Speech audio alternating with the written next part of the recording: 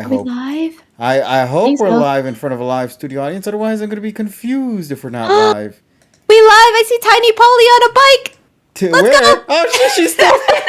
She's still there. Ah, damn! The fine is going to still be strong. Damn it! Here, you know what? Let me share your usual Windows screen. So there you go.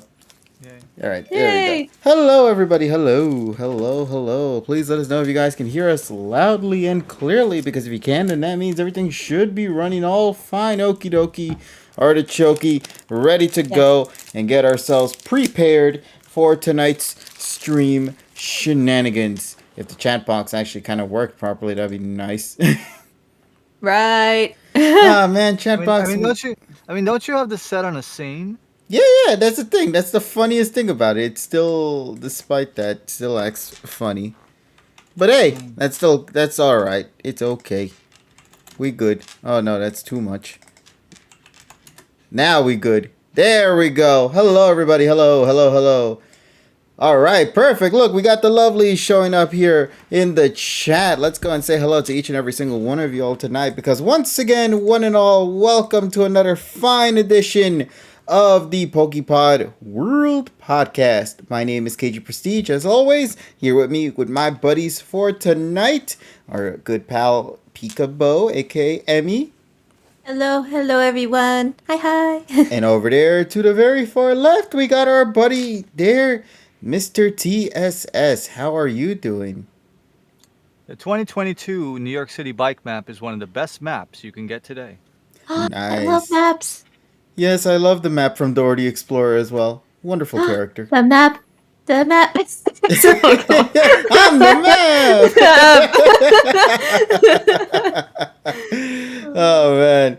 Let's see. Yo, we got so many wonderful peeps. I see Joker. I see Oh my Drift. gosh. Cosmic Vengeance out there doing these shout outs for everyone we know and love.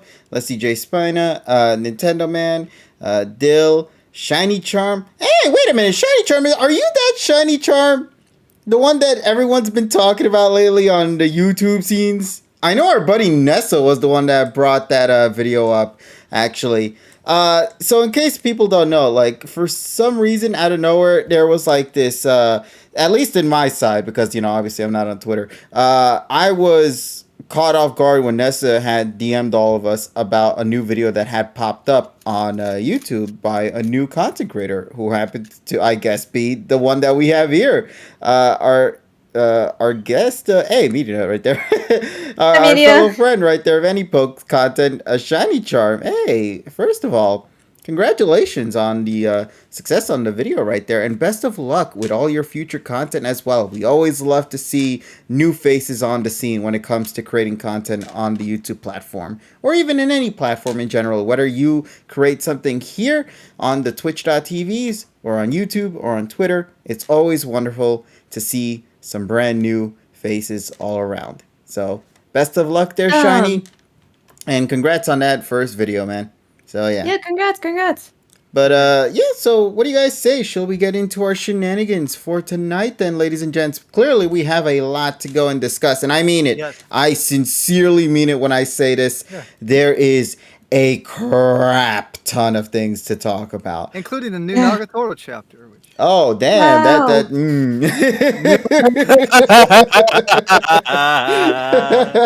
Yo, if we want to talk about manga and anime and stuff, we totally can as well. We'll try to squeeze that in there. But like everybody I know on social media has been going nuts about the brand new Chainsaw Man trailer that had just dropped.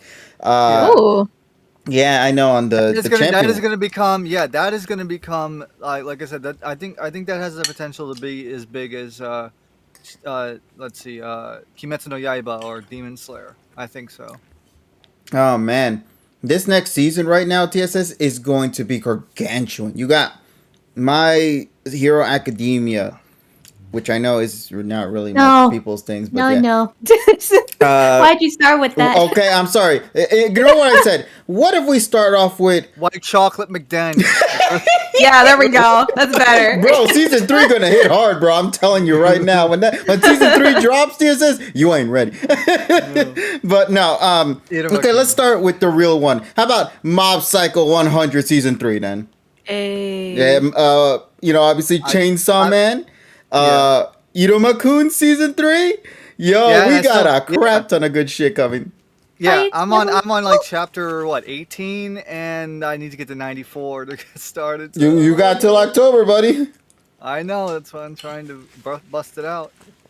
Oh man, but hey, listen, I'm just saying, this upcoming anime season, it's going to be glorious. There's a lot of action. There's a lot of good slice of life coming through. It's a nice fusion of quality content anime heading your way with some of the biggest names out there for the season, all happening to air around the same time. And who wouldn't be happier with that, you know? Anime fans come out winning with this one. I hope. Yeah. But yeah, so honestly, recommend giving some of them a shot. Chainsaw Man is going to be a brand new one, so for viewers who have never even seen or heard of it, this is the perfect opportunity to hop into it. I obviously missed out on another huge one. Obviously, Spy Family, season KG. 1B. It's not season 2, it's season 1B. 1B. Yeah, so. Yeah, second part, yeah. But it is still going to be a goated anime. If you guys haven't watched season 1, I highly recommend giving it a shot. Honestly, one of my favorites from earlier this year. So definitely one of those things to go and watch and enjoy. Iruma-kun, there's 3 seasons actually 2 seasons you have to catch up to get into season 3. Yes. But honestly, TSS and I have repeatedly said this time and time again, go and watch it. It's good shit. Also, there is a waifu in that show who deserves to be in top 10 waifu discussions. I'm just saying, bro. Yes, yeah. And also husbandos too. Let's not forget that one. But yes, so like we stated, there's just so much good things happening. And I hope people have a fun time. I'm curious, chat, what is your personal hype anime of this upcoming season? What's the anime you are looking forward to the most? KG, why is there in the screen? Oh, that's obviously because of the fact. Oh, that's because of the fact that I normally need to have an image there, and I couldn't think of anything on the fly, so I just happened to have it here, and said, let me just slap that in, because why the hell not, right? No harm's gonna come from this, right? I hope. All right, you know what? Okay, fine, we'll change it. Hold up, never mind, since you guys are curious about it, here, let's put this one instead. There you go. All right, enjoy that one. Snubs! Snubs. Oh my god! There you go. All right, so there we go. Now it's an appropriate image that people can get down with. So yeah, obviously there is that. It's a little something called Cardfight Vanguard for me. I heard of that, and I know how goated it is as well, buddy. It's monies. Hey, Island Knight donating 6 bitty bits. We appreciate it. Thank you. Thank you so much. What else do we got to see to discuss for anime side of things? I mean, we pretty much gone through as many as we can, personally. Once again, there's really little to discuss on that right now because we got to wait for the anime to actually air to then go into more detail on what we potentially could see from this season. And hey, who knows? There might be some sleepers in there as well. When will the Snublings make a PokePod appearance? When the Snublings feel like getting up and getting over here. They're too busy sleeping at the moment. Always catching them on the time they're snoozing right now. What can we do about it? Hey, Navy! Our buddy Navy out here donating a gift with a tier 1 gift sub to Island Knight. Thank you so much as well. Thank you. Oh, yeah, I almost forgot. Bleach, right? Bleach is having its 1,000-year war arc or whatever that thing's called. No, it is called. I think it is like that one. Yo, Rent the Girlfriend. We trash boys now. Yo, listen, I don't want to talk about Rent the Mid Friend, okay? That show is mid, although I will say I am intrigued with season 3 because I know what's about to come with that season. Also, hi from subscribing with Prime. Thank you for 11 months there, my friend. Much appreciated. Oh my gosh. Yeah, close to a hype train. We appreciate it. Thank y'all once again. Y'all want peek? Watch Futo PI. Obviously, if you guys want to watch Kamen Rider W, watch Futo PI, bro. That anime is gorgeous. I think I saw somebody on Twitch comparing like somebody that was like an outsider versus somebody that reviews tokusatsu like all the time, and somebody made an interesting like comparison screenshot or whatever the hell it is. Seriously? Yeah, I think I saw somebody retweet about it, and it's like one has like 500 views. No, the one has like 500 views, and the other one is, and they're two completely different takes. One is all hype, and one is all like, this is garbage. But Damn. then again, yeah, Damn, bro. the thing is like, you gotta look at it from. I can understand, because it's like, it's common, right? So it trying to blend tokusatsu and anime. I haven't particularly watched it. But I know that probably will get my brother will probably comment on it at some point, because he's a big tokusatsu and Sentai and Kamen Rider fan. So Yeah. I will say, as somebody who's never watched or seen anything relating to Kamen Rider, Futopia is my first like introduction into it. And I will say right yeah, now, I'm really digging it. I can see why people have such a enjoyment and a fascination for the Kamen Rider franchise. yeah. And It's considering that the whole tokusatsu genre is really like pointed out to kids, realistically, but of course Western adults really like that. mm-hmm. I think it's just I think it's just like, it's like a nostalgia rush, but also it's just really, um I don't know, it's really cool to see these kind of transformations. I mean, my brother has spent so much money on fucking Kamen Rider and like Tokusatsu and Sentai stuff. He has walls and walls of the shit. He buys the fucking belts, even though the belt is meant to be worn by like a 6-year-old child, and he can't even fit it around his arm. It's like, well, that's exaggerating, but you know what I mean. So No, it's understandable, buddy.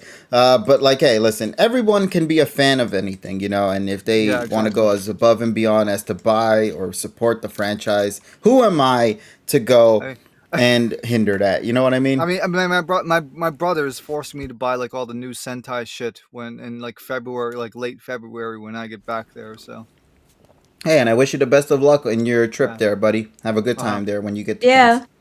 mm, Before we get into our actual main topics for tonight, let's go and mm. address some things real quick. These Yes, are very minor things, but they are still something to kind of keep in preparation for what is to come later this year. Uh, and I will probably go into more detail about this as we approach it. So I already talked with everyone about it. Well, mostly everyone. I think, Emmy, you're the only exception because you weren't in the group for that one. But I'll explain it right now in details. So this is normally something that tends to always happen every generation when we start approaching the finale of a generation, and its conclusions. So, with that being said, the PokePod World podcast will be concluding this November with its finale sometime during the beginning weeks of November, which is going to be a nice, momentous occasion of us actually making it all the way through for one of these years, bro. That's honestly very awesome, bro. I'm so thankful that we got the opportunity to be able to do the PokePod for so long, and to actually have a successful PokePod session that survived the whole three yeah, years. Because if you guys Yeah. know, technically this is the fourth installment of the PokePod because of the finales that we've had to unfortunately create during the times of the Sun and Moon era, where we had the pre-Pokepod, then the actual Pokepod, Pokepod R, and then moving into the Pokepod world.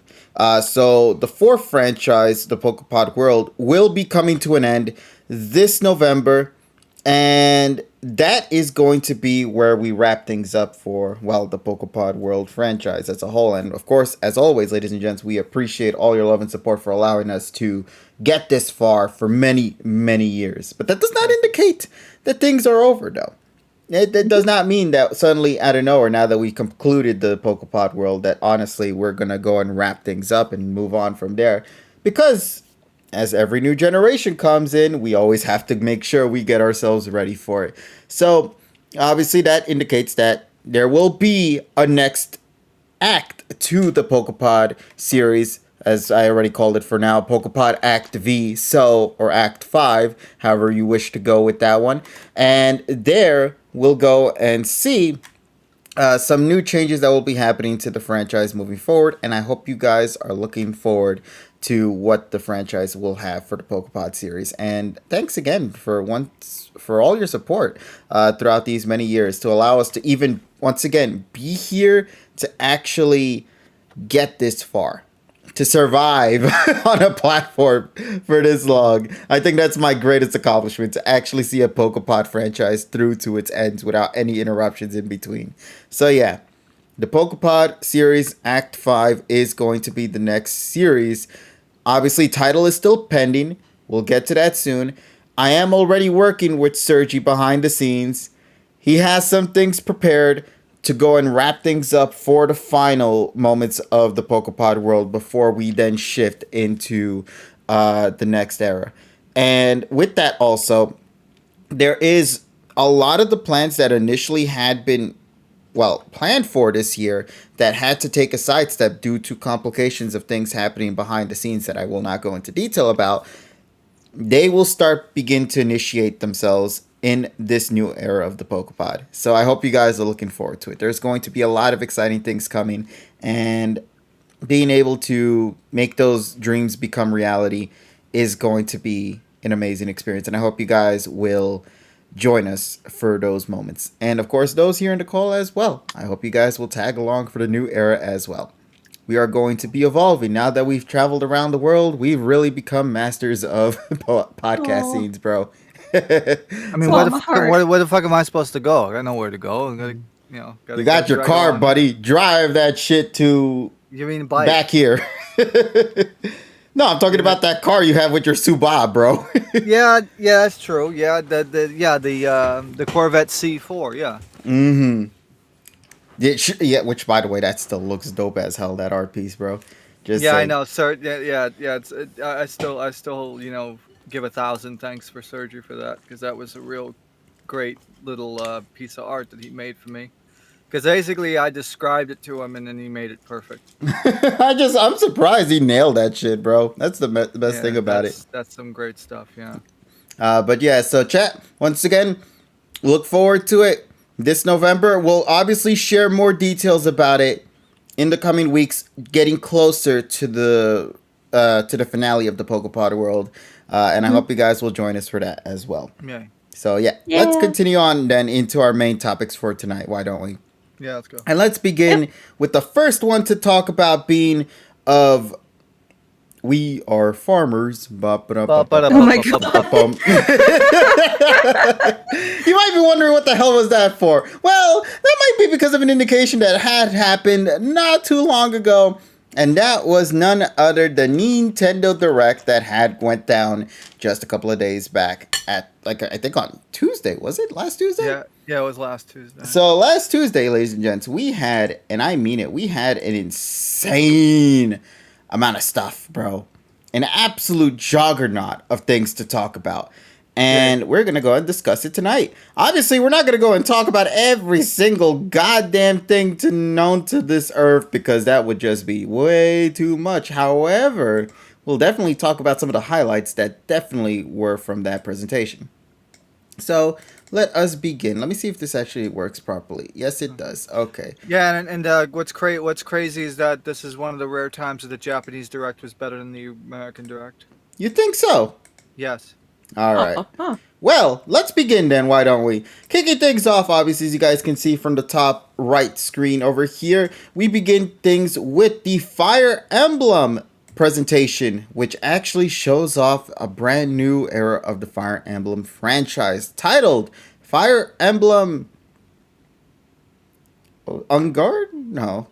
Engage. That's what it was. No, that's John. It's supposed to be Fire Emblem Jean-Luc Picard. Engage. Where the full title come from? Yeah. Engage. So, chat. Picard song needs to featuring our protagonist, the Colgate guy. God, I love this character design. Mr. Aquafresh. Mm-hmm. Now, here's the funny thing. We talked about this last week before this Direct happened. Yeah. And I mentioned that there was a leak that went down prior to the reveal of this game. And, well, the leak was absolutely correct. What we saw here is the exact same character design. Also, somebody just happened to Poop on in here. Whoa, buddy. How'd you On do that? in here? What the fuck? I pooped on in here? There you go. See, look at that. Beautiful. I just happened to poop on over here. Everyone go and say hello to Tyrone, buddy. What's up, y'all? Ain't shit but shit. Yeah. Are we talking about Fire Emblem, the Aquafresh character? That joke, bro. Oh my god. Love Aquafresh. But yes, you are correct. We're talking about the Colgate Aquafresh, bro. Emblem. Let's go. So as I was in it, those are two. Yeah, but those are two different companies. are they? Yeah. Really? No, I could have sworn they made. No, those. Aquafresh is a toothpaste and Colgate is another toothpaste. Yeah. And then there's Crest. Oh, that's what I'm thinking of then. Yeah, because it's like Colgate Palmolive versus Yeah. whatever the other ones are.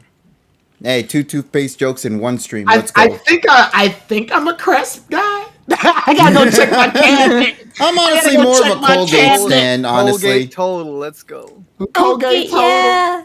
I just put baking soda in my mouth and just sort of brush. You okay, buddy? How you here? Well, no, technically, most toothpaste have baking soda in it. Yeah. Yeah, but not raw. Hammer.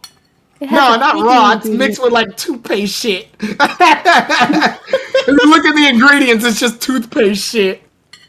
And then at the very bottom, baking soda. What? And baking soda, yeah. Baking soda.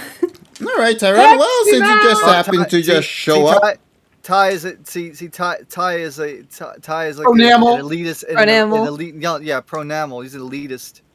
Damn, got that big boy bucks for yeah, that. That pro-namal, that's real toothpaste. Yeah, that shit's like fucking $12-13. So toothpaste isn't supposed to taste minty. It's supposed to taste gross. It's supposed to be this gross, literal paste. But it's the gross toothpaste that actually does the better job. Well, I mean, I have the Total Gel, and gel does just as good, I'd say.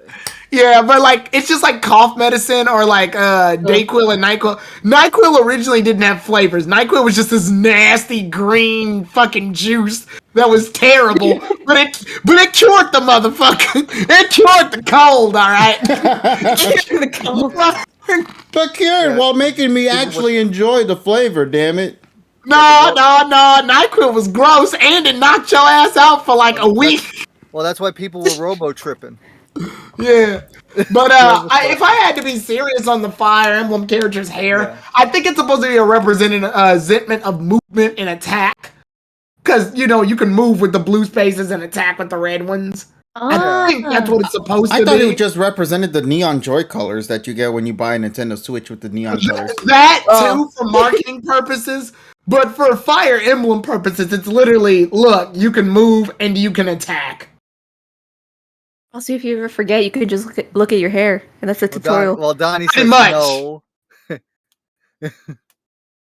Apparently, that nasty red cough syrup did nothing.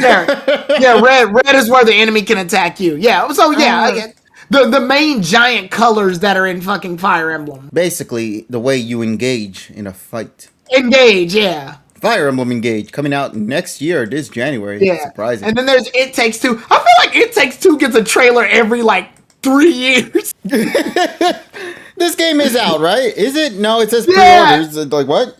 I feel like It Takes Two always gets a trailer in some way, shape, or form. I remember the original trailer that was on fucking E3. Then we got it again for the Game Awards. Then we got it again for a PlayStation State of Play bundle. Then we got it again for this. I feel like I keep running into this fucking game. Well, as somebody noted in the chat, the designer for the Aquafresh guy was the same guy who did Hako's Bales from HoloLive.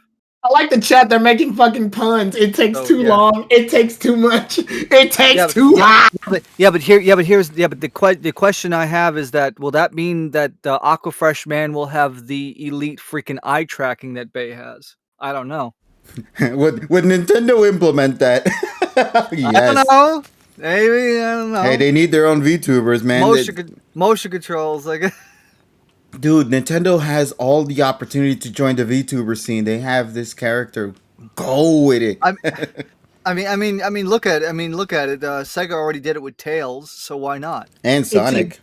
It takes too far. It takes too. It takes two to tango. Let's go. I think they also did it with no. The Shadow was a fan made one. Yeah. But It takes overall, yeah, Fire Emblem, I'm looking forward to it. It Takes Two, I'm looking forward to whenever it drops. I'm pretty sure it's already out. But yeah. Toothpaste Chan is my VTuber avatar. Yeah, I know that, buddy. Oh man. So yeah, if this game becomes available to play online as co-op, I would love that. It is. It is. No, I thought it was Yeah, it local is. only. No, it's Oh, like It online. Takes Two? Yeah. Is it online? No, I swear It they Takes- said online. No, It Takes Two said it was online. Yeah. Oh shit. Well, Yeah. I don't trust Nintendo's online, but that's cool. No, they said free online. I swear that's what they said during the I trailer. thought it was more so they were saying you could pre-order online. Oh no, No. okay, so it is true. It's online Yeah, it's and online. a local co-op. Okay, well, Tyrone, on maybe now. we might have a game for co-op later this year. Yeah, like I said, I just don't trust Nintendo's Wi-Fi. I don't trust Nintendo's fucking online system. Well, we got. I'll be like, KG, get over here. I'm already over here. Oh shit, the lag is real. No, well, I mean, we're gonna be in person, and if that lag is still there, I'm gonna be questioning it. Right? Tyrone and KG should play Sploon. Here's the thing, Sploon? buddy. I want to, but I have no times for Sploons, man. What is Sploon? You never heard of the hit Am I on popular game drugs? Sploon 3? Am I on drugs? What the fuck? Sploon? You never heard of Splat 10, bro? Okay, wait. Are we saying Splatoon or are we? Timberlands? No, Oh, we're we're- saying Spoon 3. Play What? Spoon 3 right now. Wow. Come on. Did I wake up from a fever dream? What the fuck's going on? How We're talking about dude, it it's wrong, sold right? 3 million copies. How do you not know of Sploon No. 3, bro? Yeah, We're just like talking about Splatoon, right? yeah, because remember it's in the same category as Mince Raft. Thank you, Joker. I felt like I was being gaslighted for like 10 straight minutes.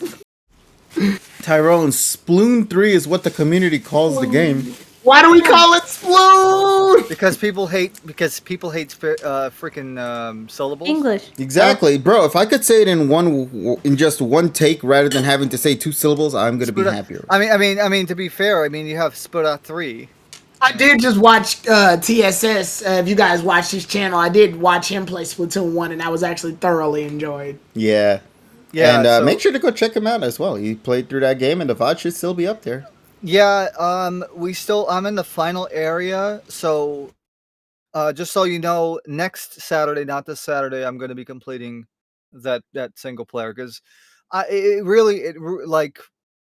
owned the game since 2015, like since freaking launch basically. I played 60 hours of the game and only 20 minutes of the single player. And Saturday, yeah, Nice. Then Saturday was the time that I actually legitimately played through the single player, and I'm on the final area. And if I would have played this back in like 2015, I probably would have bought the second and third games. It was nice. I liked watching it. I liked the gameplay.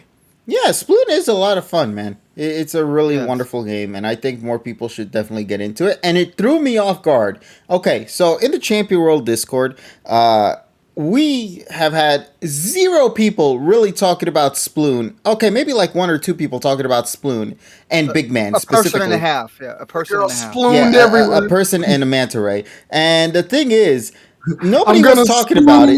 Sploon. Nobody was talking about it until the game had launched. And then a couple of weeks later, out of goddamn nowhere, the entire community just one after another infected each other with Splat Tim. And they just happened to get the game one after the next, and everybody's now a Big Man stan now, which, first of all, Big Man sweep, let's go. And secondly, it makes me happy to see Splatoon being as thriving as it is right now. We talked about this last week. Splatoon sold 3-point-something million copies, bro, in Wow. Japan alone, in a 3-day radius as well, which is insane to think about. And I still find it interesting that people still play Splatoon 1 online. I'm gonna Sploon. I'm a pre. I'm gonna Sploon. Splatoon! I can't even say it. Yeah, you're- I'm gonna Sploon, dude. I'm gonna fucking Sploon. you gotta stop being a sussy baka. Damn it. How many times have I told you to stop being a sussy baka? Speaking about the Splat and Tims, if we actually go look around here somewhere, I'm gonna somewhere fucking here. sploon. That was probably early, actually, now thinking about it. Here we go. No, I don't see it. Where is it at? I'm gonna sploon 3. Where the hell is Sploon? There it is. Here we go. We got Sploon info right over here. So the next event that's going to be happening for Sploon 3 is the next Splatfest. And we actually learned what this event is going to be about. That being of, if you were to bring an item with you, or if you were to bring anything with you, I think, to a deserted island, what would it be? And the choices are as follow. Let's go and take a read at them. Sploon, sport, or fun. So here we go. What would you bring to a deserted island? Would you bring gear? Would you bring grub? Or would you bring fun? That is the question. So chat, let me hear your responses. Out of those three, who or what team or whatever it is of these three options would you go for? Let's hear it. In the meantime, though, yeah, once again, Splatfest is happening. If I bring the gear, I can make the grub, and that's fun. That's because you're a cook, buddy. I can't. Right. The only thing I can cook is a mean sandwich, bro. And that's as far as my experience. Oh, let's go. You burn it. Yeah, you put the bun and then you put the slice of ham. Hit it with the cheese, bro. This sounds so made to be fair, I think you can actually. Back in the day, they used to have freaking fruit roll-ups where they used to have like they had like a checkerboard pattern on it, so you can technically eat. So that's fun and grub at the same time. Then again, though, those are probably then again, there are people that do that probably in real life and then end up like eating bicycles or some shit. Jesus Christ! Damn. So technically, you could take the fun and eat it. But for my next trick, I'm gonna make this card disappear. Because it's like because fruit roll up like 27 years ago, they used to have they used to be like you used to roll it out and it literally was like a freaking like a checkerboard that you could play, and they even had like little like tiny like edible checker pieces too. Ooh, damn. Ooh. Yeah, that was like a 90. I like that somebody had the it was a D&D thing. It was like 12-sided dice. It was 20-sided dice, but they were made of ice. So they were like, imagine you roll the dice and then get something you don't want and go, fuck this game, and start eating the dice. But you don't tell the other players that they didn't know I was the one who ate the die. Fuck this game. Everybody out here, where the fuck did the die go?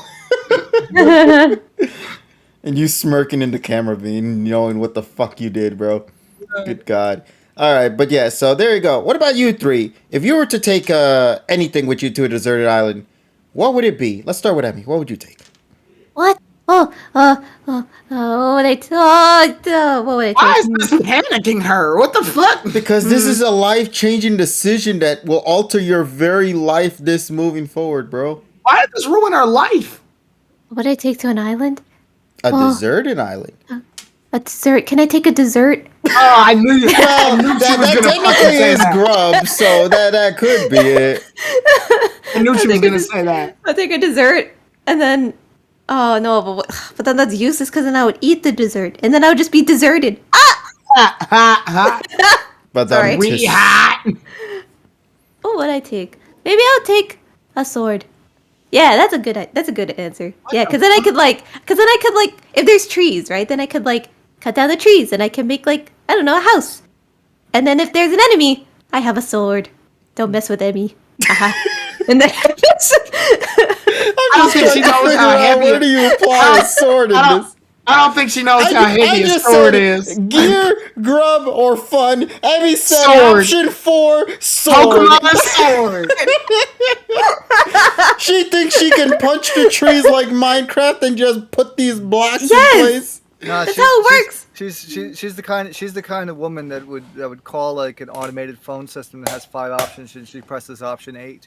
Yes. Ma'am, we've told you already 1 through 5. No, because like if you think about it, like those like automated calls and stuff, they have like the button where you can just talk to like a person, right? No, that's like 0. you just go. That's 0. I'm talking about you pressing 8. Maybe this is a Canada only feature. I don't know. No, you're gonna try to. Yeah, you're gonna be like the person that tried to dial a tone dial with pulse dialing with a freaking analog phone. How do I dial 911 on this thing? On a side note, there's a tweet that says it's insane how in 2 months' time the PS5 will be 2 years old, yet you can't not normally walk into a store and just buy it because it's impossible to get. Don't worry, I heard the PlayStation 5 is getting a new model. Nobody can get their hands on the old one. What's the point? That's why you can get the new model, buddy. In case you didn't know, there's a new PS5 console being reported to release sometime next 2 years from now, actually. Another PS5. However, let me read this. This is the stupidest news. This is the stupidest news. Okay, new PlayStation 5 model with a detachable disc drive is reportedly coming next year. What? What? It has been almost 2 years since Sony announced the PlayStation 5. While the console has received minor chassis modifications in this period, there is still no sign of a Pro or Slim model. Although there have been plenty of rumors about the former, industry insider Tom Henderson, who accurately predicted the DualSense Edge's launch months in advance, has some new information about some new PlayStation 5 hardware. And Tom Henderson sounds like a news anchor. I don't know why. I'm Tom Henderson. I thought it was And Tom you're Hiddleston, watching- and I almost got concerned. Oh my god. I have an interview for you at Plankton. Anything for you, Tom. So yeah, there is a new... Oh, doggy, what's up? How'd you get in here? What? The dog mad that he What's the can't get a dog copy. With the dog. There we go. There we go. So essentially, if the rumor is true, then that means Sony will actually do something that IBM has done for the last fucking 25 years. A freaking removable drive that you can swap out from a fucking CD drive to a floppy disk drive. Yeah. It says here, Sony will launch a brand new PlayStation 5 model with a detachable disc drive. It will be sold in a bundle or separately, and it will interface with the console via a USB-C port at the back. What? However, I love how TSS went from a 360 to a 180 with this shit, bro. I like how TSS said what, and then Emmy goes, what? Well, Hold on, it still goes on. However, it is unknown if existing PlayStation 5 Digital Edition owners can buy the said drive and connect it to their consoles via the front USB-C port. If the console allows it, Sony could enable the functionality via a software update. So there you go. If you want a, That's so it started. That's like if I wanted to go to B&H and just buy a fucking Blu-ray drive, like an external Blu-ray drive. So that's the same shit. I feel like somebody like it feels like somebody was like let's say I like cereal, right? And I was like, I like cereal. And somebody poured cereal all over their crotch and was like, you like cereal, right? Like that's what it feels like. Yeah, they're like they're two completely different things, yet somehow I'm intrigued. I don't want the cereal. But John Game, there's a difference there. No, the thing is though, that was an HD DVD drive. The actual DVD drive still came in the console.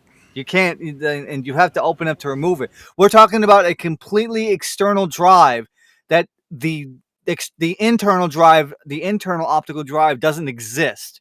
And you're basically attaching that. So basically, it's like it's basically becoming like fucking laptop shit where you have to plug a fucking USB-C. It's becoming Apple now, where you have to fucking because they removed the disk drive, so you gotta buy that shit separately. Exactly what that is. TSS say no more. Dongle fucking life for your PlayStation. Let's go. The minute he said it's turning into Apple, that immediately gave me the context I need. Yeah, nah, we good. Immediately, it started like that description just started like, oh, it's a paperweight with a friend, and then it turned into a charging port. And It's a paperweight with the friend. I'm not describing people that way. You're a paperweight with a friend. and a detachable friend. A detachable friend. Yeah, I'm gonna just start calling people that. That's hilarious. What a weird insult. You're a paperweight with a friend. Detaching your friends will be as easy as detaching your retina. No. Oh, dude. Oh Now, my where's the God. Type C in your ass, bro? Hold on. Yeah, and then it turned into like a charging port, like like those portable chargers. That's what it, because you said there's the like power banks? Yeah, the power. I mean, the USB-C standard is also like USB PD, USB power delivery, but also is data. The P stands for power. Wow. Nintendo power. That's a way to take it, I guess. Hey, listen, whatever makes her happy. Well, right? I was just about to say whatever makes you happy. Speaking about Apple, yeah, you bring up a good point. Apple removed the SIM card on the new iPhone 14. It's just coming for our holes, bro. Why? What are you supposed to use? I mean, you shouldn't complain. You're lucky. Your country, for some reason, sells the 14 with the SIM slot. Oh, nice. Good job, Canada. I'm proud of you. Yeah, Good job. You did only something Canada, right. I think, is the country that has that 14 model with the SIM slot. So I'm going to visit Canada at one point to get my hands on the 14. I've been waiting. I've been waiting. KG, what a benign reason to visit Canada. Dude, it was the announcement was so bad, I bought another iPhone 13 because of how obnoxiously annoying I got with that whole SIM slot removal. You know how bad that is, buddy? You know what? I can just imagine KG coming to Canada and then I pick him up and they were like, okay, we're going to the Apple store. And then afterwards he's like, all right, so this was nice. Gotta go. Wait, the Apple 14 is what? Where'd you go? Also, the colors suck. Welcome to the Apple store, eh? What can I get you? Oh my god! Didn't even want to fucking stop and poutine you fucking. I know. So mean. Left Emmy alone. At least how much do you love me? I love you more than when Canada people say that there's a famous person from Canada. That's a lot. That's a lot of love. Whatever. But yeah, so congratulations, Emmy. You guys got the 14 rocking with you guys. Yeah, 14 and the poutine. Let's go. The 14 and the poutine, bro. The best of both worlds, right there. That's just getting all the teams. Oh wait, no. Oh, you can transfer. No, it's okay. Ovaltine. It says here. Oh, you could just transfer your SIM card into an eSIM when you transfer your data. Now, here's the thing, though. That is going to be obnoxious if you take it to another country, from what I'm told. Yes, and all. Well, I mean, yes. That said the same thing about the white. No. But also, it herein lies the problem because trying to let's just say you want to swap. Yes, so let's say you want to go to Japan and get a SIM swap. Well, guess what? You can't fucking do it. Can't do it. The only way you can do it is if you buy a phone with that service in Japan, bro. Nice. I'm totally gonna do that if we go there. well, and also then you get the advantage of having the built-in Suica card. See, already right then and there, look at that. Already making progress for myself. I'm getting me a third iPhone, bro, later this year. Let's go. I mean, next year. But yeah, so what was it again? Oh yeah, we were talking about Sploon. Yes. It's a game. Oh yeah. It's a nice game. It's a nice game. Tyrone, they're asking you and me to play it, buddy. What, Sploon? Yeah, Sploon. Yeah, I'm down for the Sploon now. I gotta... Chat, that's up to you and your donation. Oh my god. I'm sorry, I didn't mean to be so capitalist about it. So the problem is we've just been nutted on. Chat, that's up to your wallets. Oh my god. What's in your wallet? What dude? I'm more than happy to sploon with y'all. Good God, buddy. I'm sploonless too. Oh man, I hear another voice here in the background. Don't worry, I'm around my birthday. I'll get some. What the hell? Y'all disappeared on me. Nessa's been here the whole time. Yeah, I heard you everything. Around my birthday, I'll get up some funds, and then we'll more than likely see Sploon because I know Sploon is a Nintendo IP, which means it's hardcore pressed at the $60 mark with no signs of change. Pretty much, yeah. Hi everybody. I was like, sorry. I was like, yeah. I was peacefully just like, I'm just gonna wait till let's see how long it'll take. I feel like Splatoon. I feel like Splatoon only has a sale if the other Splatoons come out. Like Splatoon 1 only probably had a sale when Splatoon 2 came out to promote. No, hell no, because that was on a completely different console. What? Oh, well, yeah. I mean, but at the same time, it's still wanting you to buy it to like, to get into like the mode, the mindset. Tyrone going broke this holiday season. Let's go. Yeah, I was like, yeah, especially if February is gonna fuck everybody up. February 23rd, February 24th, 24th. Yeah, February 24th. Yeah, get ready. We're gonna have 4 fucking games coming out at the same everybody's time. gonna be homeless, but they're gonna be playing a Switch. Hey, it's portable for a reason, buddy. Exactly. They knew we were gonna get homeless, bro. Yeah, they knew. They knew.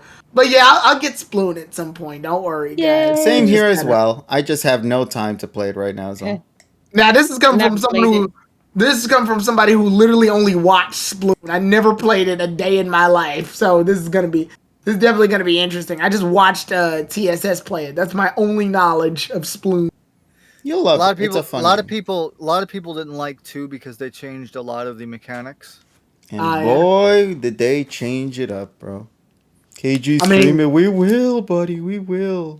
At one point. I mean, the Octo expansion pass is part of the Nintendo family expansion thingy, yeah. So yeah. I could totally stream that. Maybe one day, but not today. Right now, I still have so many other things to play right now to prioritize. Same. So yeah. So what are we getting at? Sploon shenanigans. Yeah, overall, we'll keep that in touch, peeps. And make sure to donate to Tyrone specifically, because apparently that's how you need to get him to play. That's how you get the Sploon. Let's reach our goal, people. Let's Sploon. I mean, isn't that how you literally got your hands into freaking BDSP? How did I get BDS? Someone that's right. Somebody gave me money for that. That's right. I never paid actual money for that. Holy shit. Oh, there she goes. Oh no, she disappeared off the face of the earth. Oh no. No, she just went. Dun, dun, dun, dun, dun, My couch buddy. Dun, dun. Damn, bro. Just yeah. And we were just about to say, everyone say hello to Ness, and here she goes poofy. Oh, there she is. Hey, there she is. I'm better than ever. Yeah. Thank you, Eric Bischoff. I think because I probably haven't used this computer for over a few weeks, and it's like acting updates. Oh no. Oh yeah, there are updates probably dropping out. Yeah, no, yeah, I had to restart Discord twice. This is the second time I restarted. Oh no. Jesus Christ. All right, so to catch you up to speed, Nessa, we talked about Splat Tim and we talked about emblems, and then that's really it. Yeah, and there's like a shit ton of farmer games coming out soon. TSS brought up. I was like boring. Everyone in their Nessa, Nessa, don't do that, Cosmic. I know Cosmic loved it. Although I heard nothing that would interest me. I heard Cosmic and Nessa had a puzzle war. Yeah, we're just for fun. Yeah, well, no, because Cosmic comes on my channel and goes, I beat Nessa 3 times. And I was like, oh, you didn't beat Nessa. All you did was piss her off. you prolonged the inevitable. And then she goes, yeah, you're right. She started beating my ass immediately afterwards. Because I wasn't paying attention. No, see, she plays easy with you. But the moment you take advantage of that, you realize you done messed up, bro. Yeah, you saw like you know how like the fucking Heartless have the red eyes and they like shine real fast, like tweet like that. Like all you did was just piss her ass off with the No, Cosmic didn't piss me off.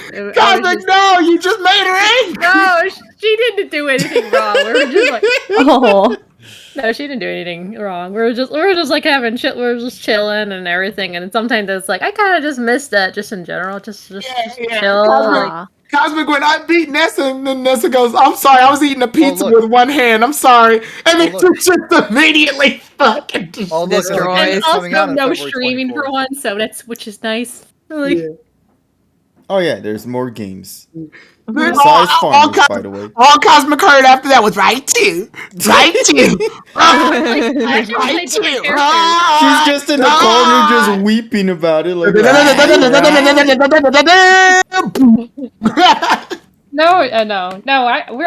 were playing different characters, so we were just random picking different characters, so I played a different character every time. Yeah, Cosmic was playing, sure.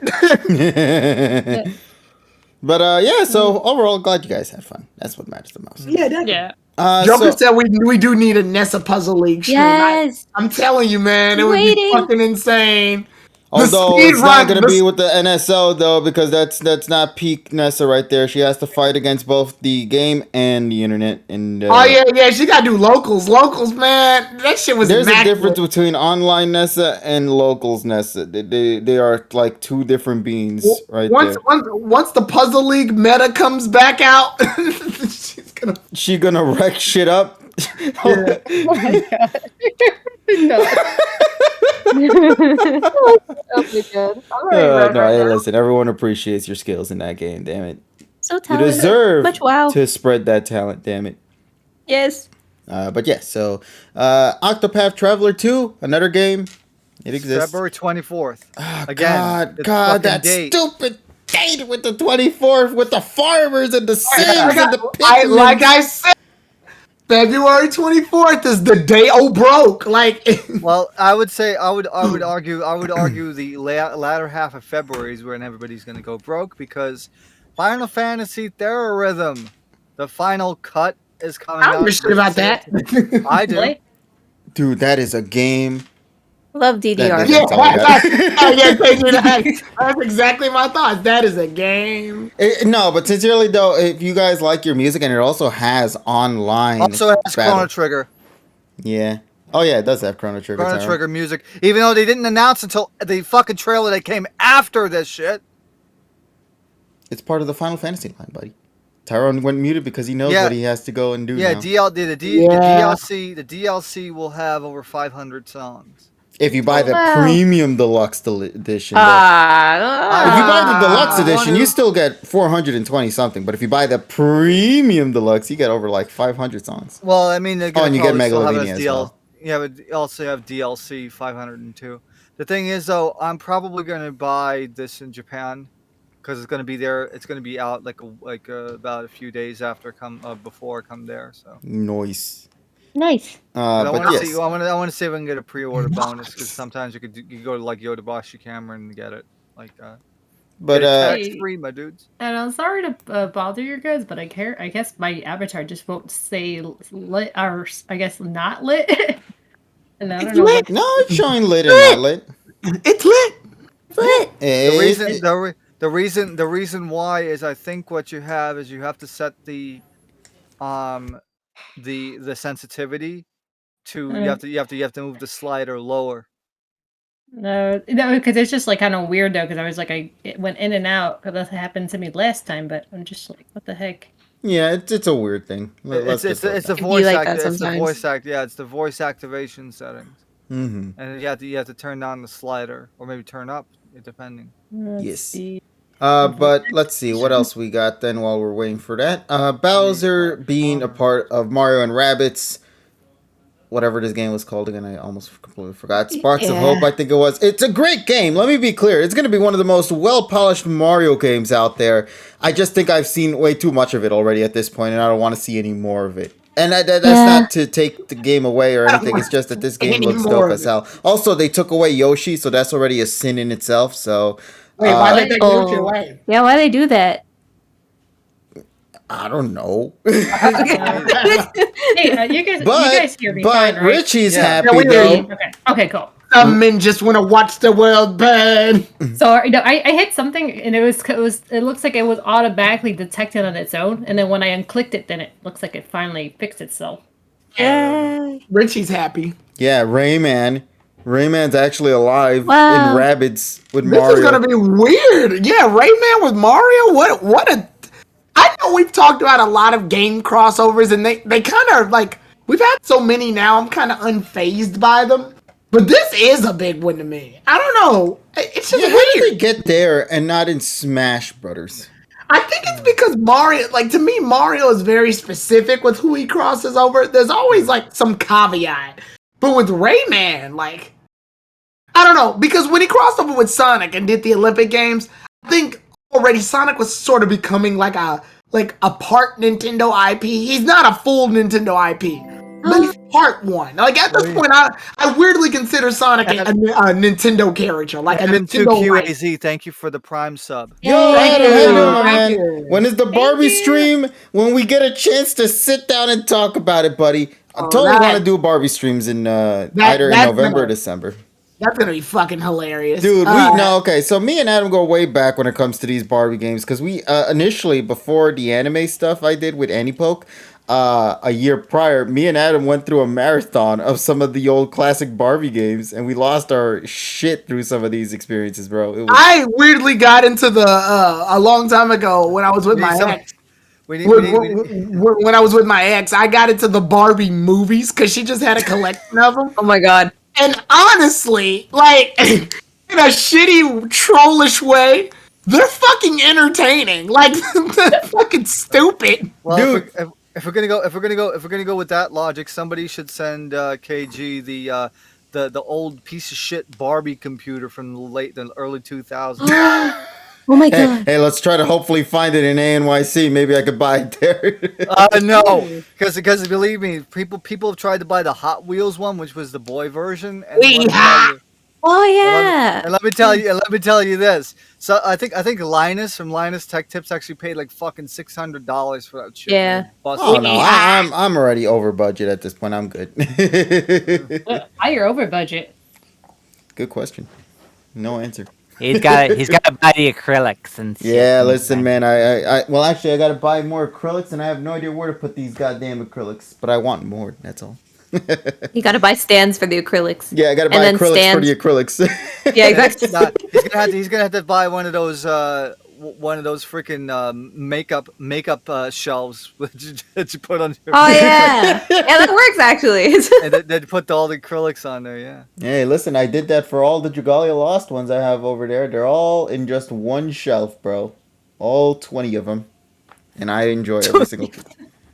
And just remember, by the way, though, those were bought from Japan too. So imagine the import price on that shit. That means every single one of them will be at Mandarake inflated prices. Hey, listen, at least they will be with me, and that's all that matters. But the thing is, though, since we're talking about more games and shenanigans, let's transition back to some classics here because this is the big one. Yeah. So, Nintendo 64.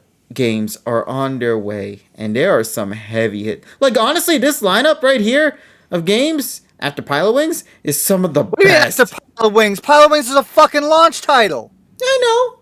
I don't really have much connections with Pilot Wings. That's why. Pilot Wings is awesome. Okay, I will say this: I played it. I didn't grow attached to it. Yeah, I was saying. He just didn't fuck with it. Yeah, but I know people do fuck with it. I fuck with it. Pilot Wings. Fuck with it. Pilot Wings. If you fuck with it, you fuck with it. I just won't fuck with it. I mean, that was made by fucking Miyamoto. You're fucking dissing Miyamoto. Hey, listen, man. Miyamoto made also the same guy who worked on some of the other games that most people are. My friend. So this man went Mario, Donkey Kong, Legend of Zelda, Pilot Wings. Pilot Wings. Yeah, on the SNES and the N64. Yeah. And Pikmin. I keep forgetting he made Pikmin. That fucking blows my mind. I never think about it. I never do. It has that Miyamoto flair that makes it. I forgot about Pikmin. It does, but I never think about him when I think of Pikmin. I think because I always associate it with Mario, Legend of Zelda, and fucking Donkey Kong. Oh yeah, no. I Taro, never think about Pikmin. 3DS one too, correct. No, Taro, when he came on and he was talking, right? And then we saw like the trailer for like the Pikmin mobile game. I legit thought it was Breath of the Wild at first. Cause I saw grass and I was like, oh, this is it. And then I saw Pikmin. I'm like, oh yeah, he made this game. That's right, grass. Breath of the Wild confirmed, boys and girls. Jesus Christ. Keep forgetting that. And his birthday's the same day as mine. Happy birthday, Miyamoto. Happy birthday, Miyamoto. And Tyrone. And Tyrone. Yeah. And Tyrone. Mm-hmm. That's on November. What if he's like, there can only be one? And the fucking kid can only be one. You and me, Nintendo New York. I mean, to be fair, I share the same birthday as Cher and Busta Rhymes. So I guess that's something. Hey. I share a birthday with someone. I just don't know who that someone is, honestly. I'm born when the anime started, I think. Yeah. April Yeah. Fools. April 1st, yes. No, I don't have anyone famous really. That's not my birthday. Well, that's because did you ever look it up? Yeah, just Google it. Honestly, just Google it. Yeah, You'll never know. find somebody. I don't think anyone. Shia LaBeouf. You got a birthday with Shia LaBeouf.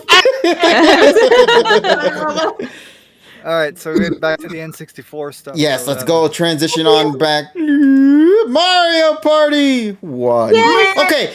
Let's be real quick. Because this honestly is bigger than what we make it out to be. Mario Party is back. Okay, you want to know how big of a deal this is? It was never released on the Virtual Console. Yeah. At all. This game is a game that remained only on the 64 for years, and it wasn't until recently that they ported this into this. Here's the big problem with that. So they're going to be releasing Mario Parties 1, 2, and 3, which are games notoriously known for breaking analog sticks on the N64, and we have fucking stick drift problems on the fucking Switch, the Joy-Cons. It's gonna make this shit worse. That's why you buy the Nintendo 64 Pro controller, buddy. Oh, also here's the best part too. It also gives your hands blisters. Oh yeah, so bad that Nintendo had to give people gloves as compensation for. Yeah, I remember it comes back to the Power Glove. It's so bad. Yeah. So Tyrone, we can finally have that opportunity to conclude Mario Party 3 with Waluigi Island. Online? 50 turn online only. My friend group actually got the freaking expansion pass, so I can fucking play it. Hell yeah. So Tyrone, be prepared. We're gonna be in this board for 50 turns, buddy. Joy indeed. It's gonna be so much fun. Yeah, and with that lag, bro. Mwah, yeah, I was gonna say the lag though. That lag gonna bring some memories, bro. Oh, the memories. But yeah, so Mario Party 1, 2, 3, Pokemon Stadium. Yay. And of course, its successor, Pokemon Stadium 2. The sequel. It's bittersweet. There's a bittersweet yay in that. There's a bittersweet yay. Why? Yeah. Said it right at the bottom. I made sure I read that shit. It's bold as fucking day. Cannot transfer Pokemon. I'm like, no. Oh, that means you can only use rented Pokemon. You're gonna lose. You're gonna lose. Yes, so badly. So let me explain real quickly why this is bad for those of y'all who don't know how Pokemon Stadium works. Pokemon Stadium, technically this will be Pokemon Stadium 2 and Pokemon Stadium 3, technically. Yeah. Well, actually, no, because the Japanese ones, Pokemon Stadium, Pocket Monster Stadium 1 is only 40, Pocket Monster Stadium 2 is R1, and Pocket Monster Stadium King Ging is the third game, which is R2. And I say 3 because technically this will be the third Pokemon Stadium game officially, but to us, it's just the second. So what they did, the original one was meant for competitive play. And it only had a limited amount of Pokemon. Then they decided that Pokemon was so big, they're going to go ahead and release things internationally. So we got Pokemon Stadium 1, but it was labeled as Pokemon Stadium 2, obviously, in Japan. But they really wanted to push you transferring that system with the transfer pack. That's why pretty much almost every copy of Pokemon Stadium 1 came with the transfer pack. So that you can connect your Pokemon from Red, Blue, and Yellow to Pokemon Stadium. Because they wanted to push this even further by having every Pokemon playable, but there's a catch. They're rented Pokemon, which means you can't influence their moves or their stats or any of that. The Pokemon have given stats. Here's the issue. They wanted to balance that out so the moves relate to it. Weaker Pokemon, like Charmander, have lower stats, but have access to moves like Flamethrower and shit, and Fire Blast. They're stronger because the weaker Pokemon are supposed to keep up. However, this means that the stronger Pokemon, the evolved Pokemon, like Charizard, have fucking Ember. They needed to do this so that they can go, look, you have Charizard, but it can keep up just like, but it has to be on even playing field with Charmander. So Charmander knows the good move, while Charizard knows the bad move. And you would think, okay, fine, just use those middle stage Pokemon, or use Pokemon that don't have evolutions, Tauros and Jinx and Magmar and Electabuzz, etc., etc. The problem there is that their moves are completely random and all over the place. So there was never really a good team in Pokemon Stadium. Most kids would just get all the legendary birds together and just have them sort of wall everything. Because that's the only thing you can do if you want to make it in Pokemon Stadium. And even then, it only comes up to a certain point. And after a certain point, the computer realizes this and proceeds to beat your ass. So as of this point, Yes. there is a way, but Pokemon Stadiums 1 and 2 are practically undefeatable unless you transfer Pokemon. Although, actually, my brother proved that wrong. I said there is a way. I said technically it's undefeatable. Also, the AI cheats. It openly cheats. Yes. It's not even apologetic about it. It fucking cheats.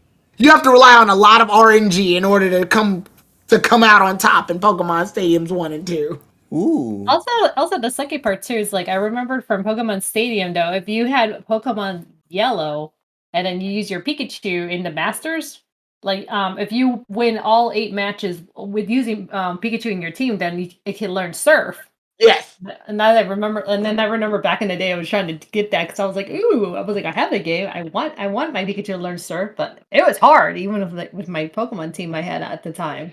Yeah, and I'm really like upset about this. I'm like, it feels half-hazard. Like this is Pokemon, a series known for like its compatibility with the other Pokemon stuff, except for that Dexit thing with the Sword and Shield. But Pokemon's very known for this, and I would have thought that they would go ahead and implement this because they already kind of built it up. They gave us Red, Blue, Yellow, Gold, Silver, Crystal on the 3DS. I thought, oh shit, we'll just transfer that shit over and bam, you'll have it. But the problem is when you transfer it over, they reroute some of the Pokemon data. So some of the Pokemon wind up getting abilities and fucking natures and shit, which they didn't have in Gen 1 and Gen 2. So officially when you transfer them, they become essentially Gen 8 Pokemon.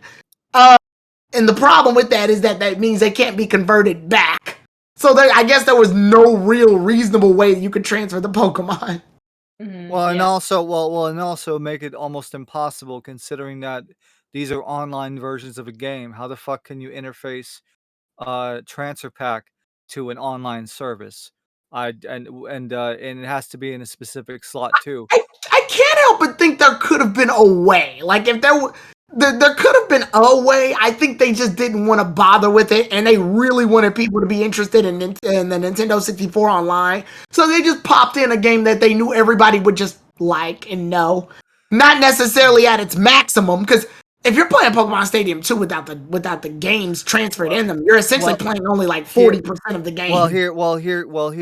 Herein lies the problem, right?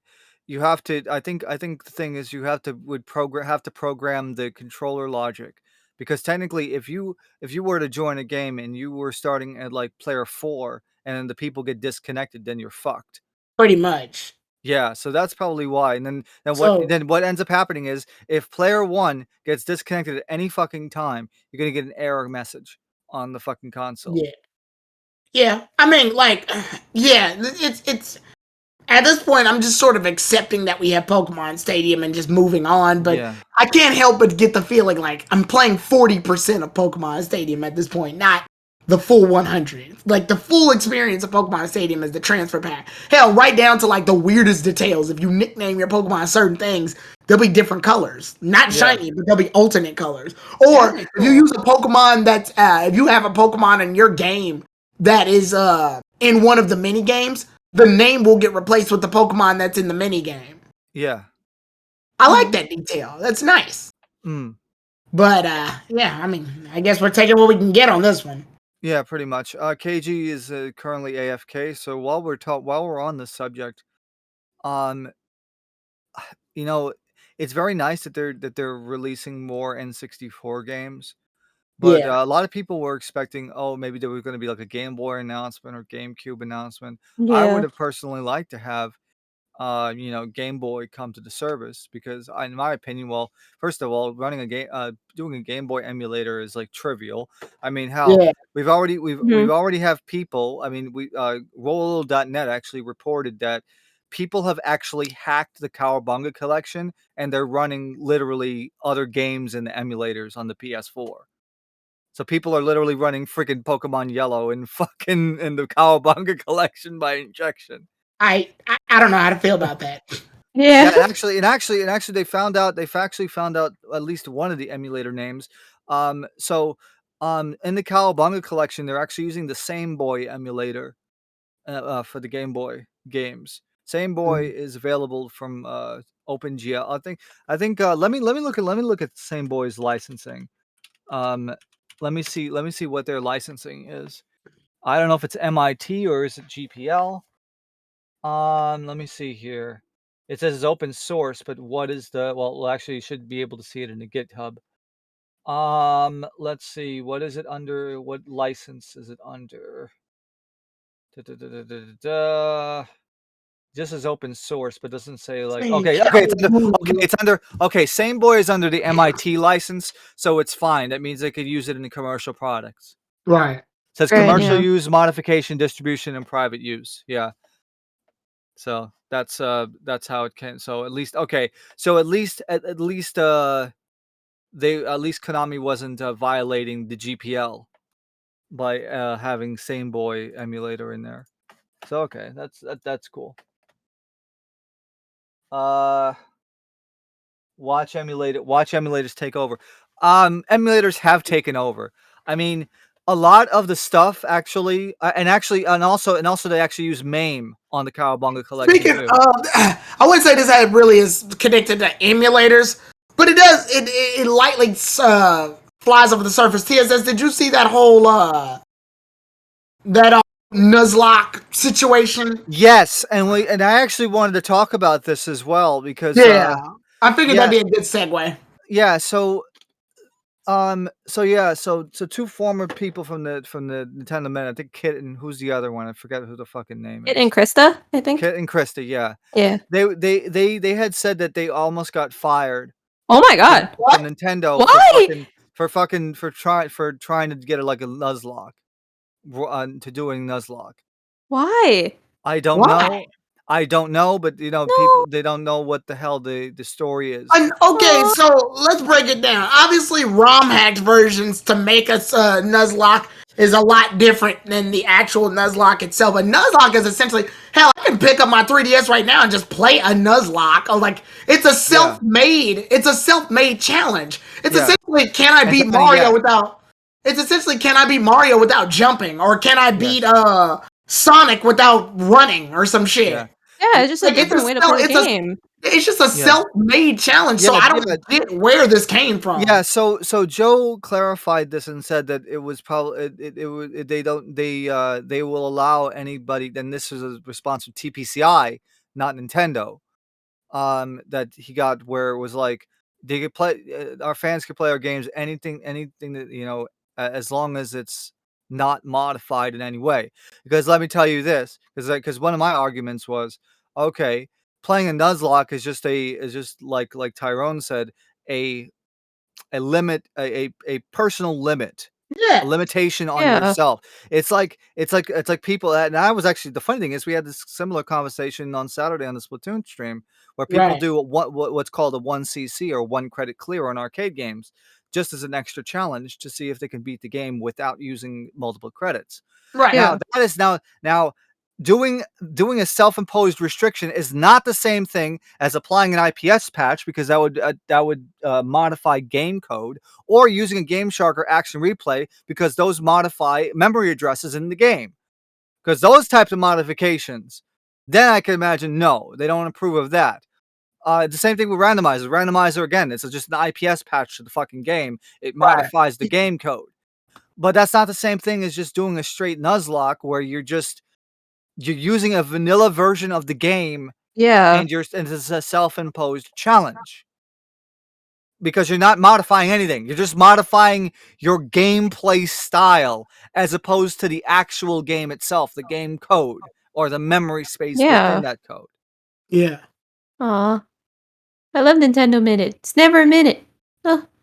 I think the problem here, it's though, like is Microsoft Minutes. I think the problem here, and this just spans beyond. To me, this just spans beyond the Nintendo or Pokemon or Game Freak. Just in general, when we censor these emulations or mods or things like that, yes, I get it. It's for mostly for the legal reason, for the legality.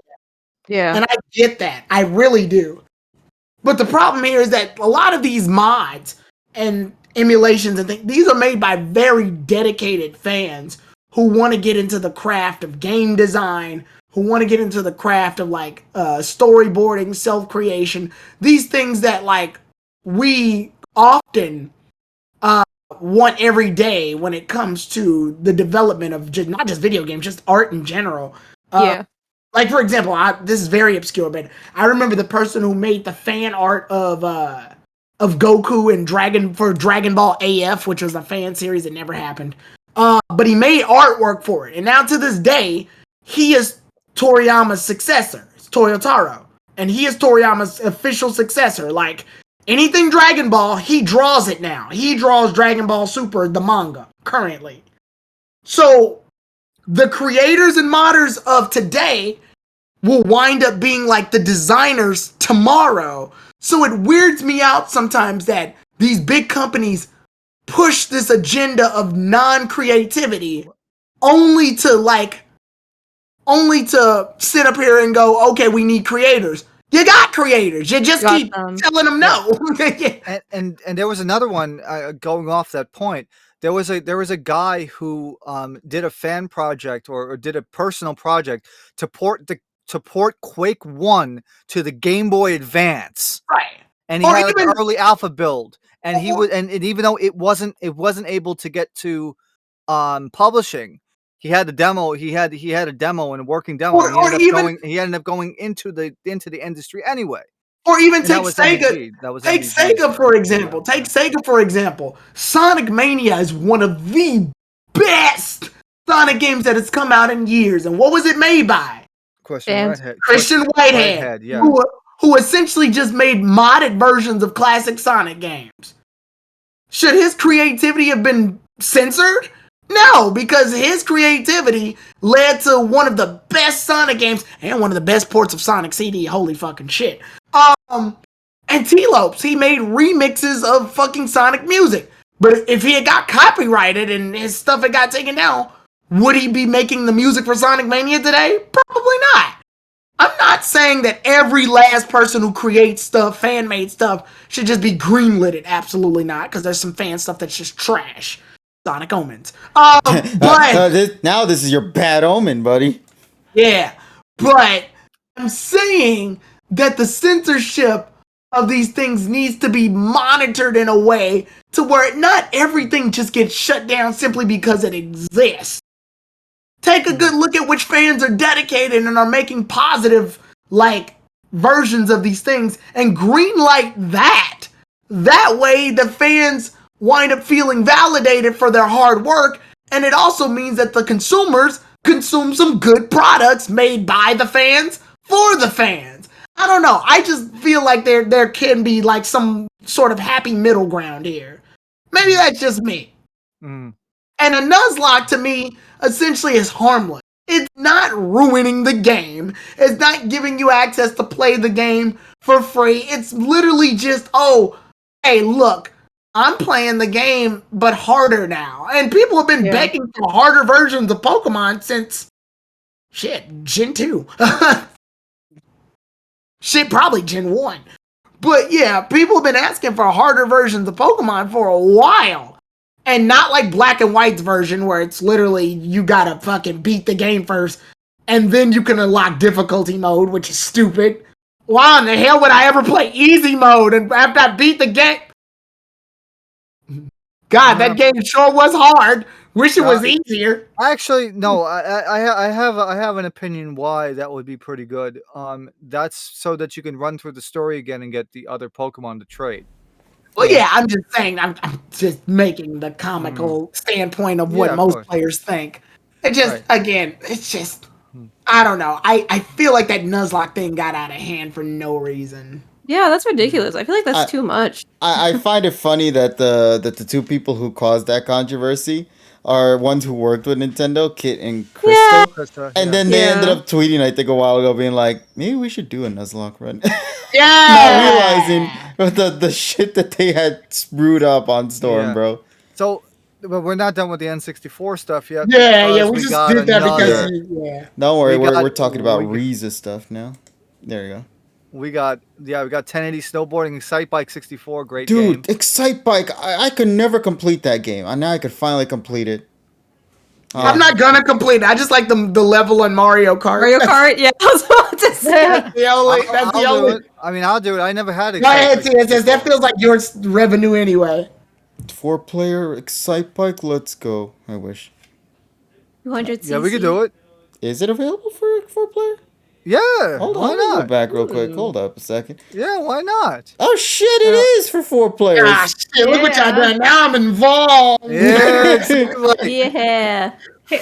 Excite Bike 64. Let's go. Yeah, to go. What was I your just want to be 64 game? involved. Oh, you want to But also there's know what one else more is game. 4-player, buddy? You want to know what else is another great Nintendo 64 multiplayer platform that many people grew up and experienced as an instant classic? May I was gonna introduce say it. you to one of the most beloved multiplayer Boom, shoot 'em da, da, games? boom, da, da, boom, da, da, boom, da, da, da, da, da. GoldenEye? GoldenEye. GoldenEye. That's But how not the just fuck did any you say it? GoldenEye. GoldenEye of course I with did. online No. I said, play. how the fuck did you say it? It was funny. GoldenEye. GoldenEye. GoldenEye. GoldenEye. Now, here's the thing. GoldenEye is a classic. Even I don't even know how I got into it, but I love the shit out of GoldenEye. The family loves it. It's a wonderful... I ended up buying GoldenEye from Blockbuster from GoldenEye. back in 99. I bought it. I think I bought it for $14.99 back then. It's a Really? timeless, man. And Yeah. and also the funniest thing as well, online play is only available on the Nintendo Switch Switch. Online because it was confirmed that this game is coming out to Xbox.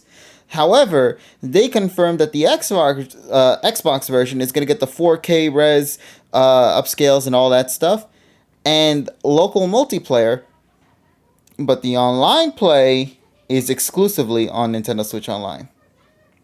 Yeah. You guys got to remember, this is a big deal. Bigger than most people think. This is about as insane as some of the deals that we've seen lately with collaborations, because this is with 3 different companies. This is with Nintendo, this is with Microsoft, and I think it's also tied into MGM, if I'm correct. MGM and Sony Music, because they're also licensing the music. Yeah, it says they're used by permission of Sony Music Publishing as well.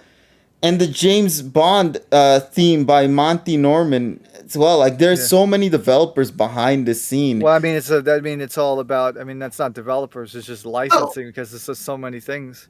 So I saw that, and I'm just like, ooh, GoldenEye, and it said online play. I'm like, ooh, online play. And then I thought about it. Wait a minute, Nintendo. Wait a minute, Nintendo. You know how that online play is gonna be, buddy. Yeah, and I was like, hold up. We can't hold your horses, people. Yeah, but the N64 emulation has actually much improved, as far as I know. Yeah. But yeah, it's gonna be a wonderful time to go back to this game. I never thought we would get to see the day we get Banjo and GoldenEye here in this service. I think that's the craziest thing about this whole thing. Yeah. So yeah, the 64 expansion is definitely becoming a much more fun and accessible console to have in your Finally. expansion pass. Yeah, finally. But the funny part about that, Ness, is we still have to wait for these to drop first before we I can think actually like say final. 2023 I'm hearing. Yeah, 2023 for this one. Well, actually, in the bottom it says down there 1997 to 2022. But we don't know the official release date for this, other than just simply coming soon. So yeah. Hey, this would be a nice Christmas present. I'm just saying, buddy. You know what yes. else would be a nice Christmas present too? the Mario Kart 8 Deluxe Booster Course Pass. Yeah. Wave 3 is coming out, and they gave us a sneak peek at the upcoming tracks. One being of the one that you see here, Merry Mountain from Mario Kart Tour, with the other track that was revealed to also be Peach Gardens from Mario Kart DS specifically. Now, if you guys recall, a while back, we talked about this leak. And in the leak, they did confirm that these two tracks were coming back, but they also kind of leaked the other 6 that are also presented in this track list. I won't go into them if you guys do not want to know the details, but know that there are some classics coming back in the third act. So I hope you guys look forward to Wave 3 of the Mario Kart 8 Deluxe Booster Course Pass content dropping later this holiday season, which is perfect because Merry Mountain is literally a Christmas track all through and through. So I mean, it works. So, yeah. Yeah. We skipped a bunch of other things, as I mentioned before. Atelier Ryza 3, obviously another instant classic right there. Another game that's coming out on February 24th. So. Nice. Damn! Every single time, bro. Oh god. But yeah, so I think this is supposed to be the finale of the Ryza trilogy, because normally most Atelier games tend to just simply have 3 attached to them. But I think this is going to be supposedly the last one for the characters here, which I wouldn't mind. I think it'd be nice to wrap it up with the third game. And also, we got to give credit where credit is due. Ryza really made the Atelier scene become what it is today. And if it wasn't for Ryza, Atelier, the franchise in general, would not be as explosive and big as it is today. So thank you, Ryza. Your character design saved the goddamn gaming franchise. I shit you not. It's absolutely insane how one character design spawned in this whole new generation of Atelier fans, bro. It just goes to show that sometimes all you just need is the right character art designer to lead the way into creating what could be a franchise that will forever live on in many people's hearts. And I will say I was one of those people. And I do love the Atelier franchise, so yeah. Yeah, it's a good franchise. Give it a shot if you guys can find a physical copy of it. Good luck with that, though. All right, so here's another thing. The big update. Golf. Oh. Yeah. Delayed. Okay,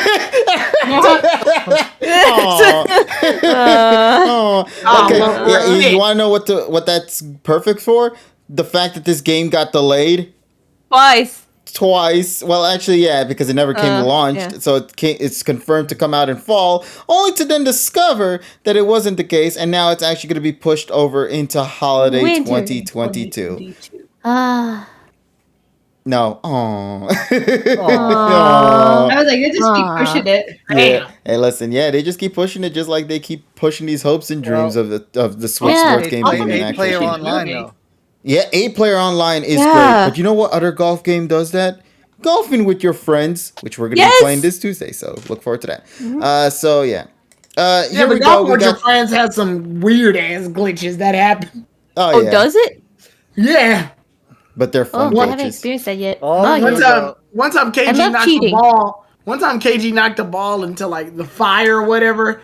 And I think he was supposed to respawn. But I never did. Yeah. I think I've seen that happen. And I'm like, oh, bro, you're just like stuck on like the ledge. And you're just like, well, I guess I'm part of the golf course now. I am the golf course. Now, see, here's the thing. I would be excited for this, but this game has been heavily talked about since the dawn of time itself. Even before Pikmin 1 ever became a thing, this game has been talked about. It's been talked about. What's Pikmin? I don't know, but we're working on a fourth one. We'll shit it out eventually, and they will love it. I'm not a Pikmin fan, but I mean, I'm happy for the 27 people that are. And that one Muppet. Well, to be fair, those are the same people that like freaking Lemmings, and Lemmings. Actually, Pikmin has a really huge following. I don't know what the fuck I'm talking about, but well, yeah. I respect Pikmin. Pikmin to me always seemed like out of all the games Miyamoto's made, which I gotta remember Miyamoto made this. Pikmin seems dark to me, like weirdly dark. It seems like harmless fun. It's like, oh, I gotta throw these little plant guys at this thing and they'll do my job for me.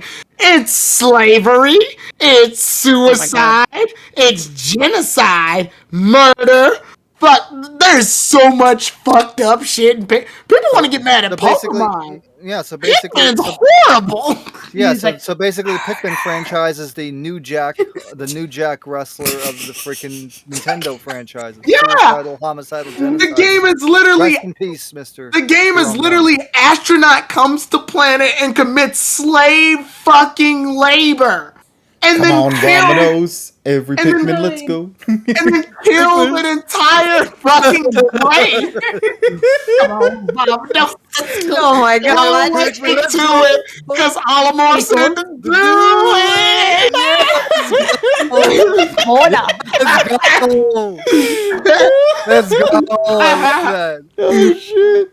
God, I don't care if nobody will ever understand the context of that joke, but I'm so glad Come On Vominos has become a part of our lives, bro. I'm sorry. It's absolutely worse. Isn't Olimar's kids in the sequel or some sorry. shit? Yeah, so here's the thing. It's 10:30 at night. I don't remember fucking ECW as much as I do anymore. So. Oh my god. I know, man. but I knew that New Jack actually was on the 6 train in fucking 1999 near my house. God, but what were we Got saying beat the about shit out of Baldies at fucking Westchester Square. Anyway, Good Me job. motivated. But yeah, so Pikmin. I'm Yes. happy for y'all Pikmin fans. I'm a Pikmin Yeah. fan. Squeed's a Pikmin fan. That one Muppet on YouTube's a Pikmin fan. We all support the Pikmin fans. Boggers. Boggers.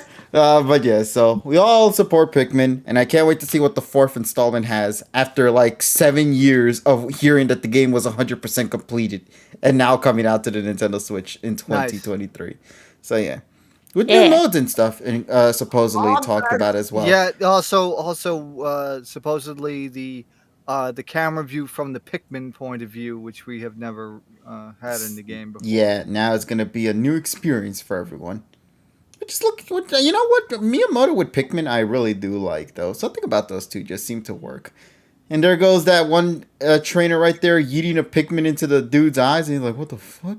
Exactly. Like Really dark. Pikmin to me always seems way too dark for what it is. Like I think we fully need to realize. see live die. Like, I don't think we truly realize how fucked up Pikmin is as a franchise. And there's 4 of them. That No, 4 snuck technically up there's on me. 5 or 6 Yeah. actually. Yeah, and then the mobile game. That 4th one snuck up on me because, yeah, Keiichi's right. They have been announcing it since the dawn of time. But I never thought we'd actually get here. I did not think about the fact that, oh shit, this is the 4th one. Like, What happened to the 3rd one? Yeah. I'm like, what about the 3rd? Oh yeah, the 3rd one had them purple ones and the rock ones, right? Was that the 3rd one? Yeah, and I just didn't think about it until right now. And I'm like, that's right. Pikmin. That exists. That's there, and I forgot about it. Damn. No, It's man. not even a bad franchise. I just forgot. Pikmin is a very niche franchise, but that's what I Okay, like yeah. about it, though. I think I found out from them when it was in Super Smash Brothers. That's like, oh wait. I think it's also because Pikmin always look like they're suffering. Like, look at this blue one looking at the screen right now. Like, He's like, even oh, I'm next. get me out of here. He's the only one who actually acknowledges that some shit's happening. Meanwhile, the red one's like, wait, what the fuck? I wasn't told to do this shit. God, and I love the Planty boys. Like, they all look so goofy, but that's what makes me adore the Pikmin franchise a lot. It makes me wonder if Olimar's coming back in this one. Olimar Junior. Junior. Like, isn't that just technically his kids? Yes, he has kids. I forgot. Yeah. I think because they're in Smash Brothers. I can't remember their names. No, they're not in Smash Brothers. Oh, I thought those were his kids. No, that was Louis, I think. Oh, I thought those. I thought Armstrong. Olimar's kids. I thought I thought that Olimar's kids were the other 2 characters in Smash Brothers you can play as. I thought that Olimar's children were just taking over in the other Pikmin games. But Yeah. okay. Now, Alright. here's what it is. Here's the origin story, Taron. Olimar's family consists of his wife, his son, his daughter, and his pet Bulby. Since Olimar works for Hakotate Fright, it seems he gets little time to spend with his family. In Pikmin 3, he addresses this by stating that he will take his whole family on a vacation when he gets home. Yeah. We never see that. Yeah. I mean, they've been murdered, right? Yeah, they died. And they try to cover it up because in one of his captain's logs, he's like, it seems these Pikmin things like to work. I'm like, no, they don't. No, they don't. That's slavery. Hey, it's a successful franchise, David. It's just cute slavery.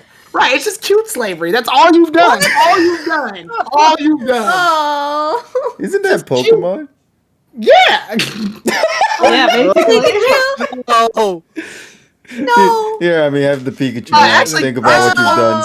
See, we're gonna have our number. We're gonna have our number from the fucking Westboro Baptist Church now. Pokemon is cute. Pokemon is cute fucking cockfighting. That's what it is. Damn.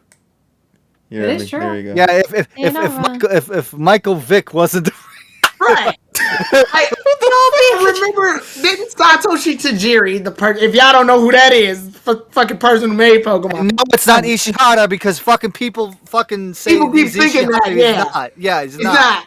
Satoshi Tajiri got the inspiration from collecting bugs and trading them over to other people, if I'm not mistaken. But he also did the thing where he had rhinoceros beetles fight each other, because that was a common thing in Japan where kids could just get rhinoceros beetles and they wouldn't beat the crap out of each other. The rhinoceros beetles would simply just tip each other over, and the one that's tipped over is the one that loses. And I thought that was like the inspiration of Pokemon. Hell, Heracross looks like one of them. Makes you wonder why it took till 2 gens to get that Pokemon in. There's always stuff like that. There's some Pokemon that were supposed to be in Gen 1 that weren't, because data. I think each Pokemon was like 45 megabytes? Kilobytes? No. How many kilobytes was each Pokemon? Because I remember Mew was slid in at last minute. It had to be less than 45 because the Pokemon Red and Green ROMs are like 1 megabyte in size. Yeah, and then Ken Sugimori and the other people who designed the Pokemon, they didn't make Mew. The guy who put Mew in was he had slid Mew in with no fucking knowledge on how to design a game. He just put Mew in and made it so Mew can learn every fucking move and was like, fuck it, there you go.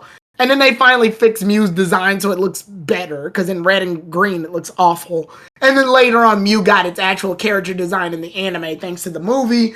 And yeah, so fun fact, Mew was never meant to be, and it was.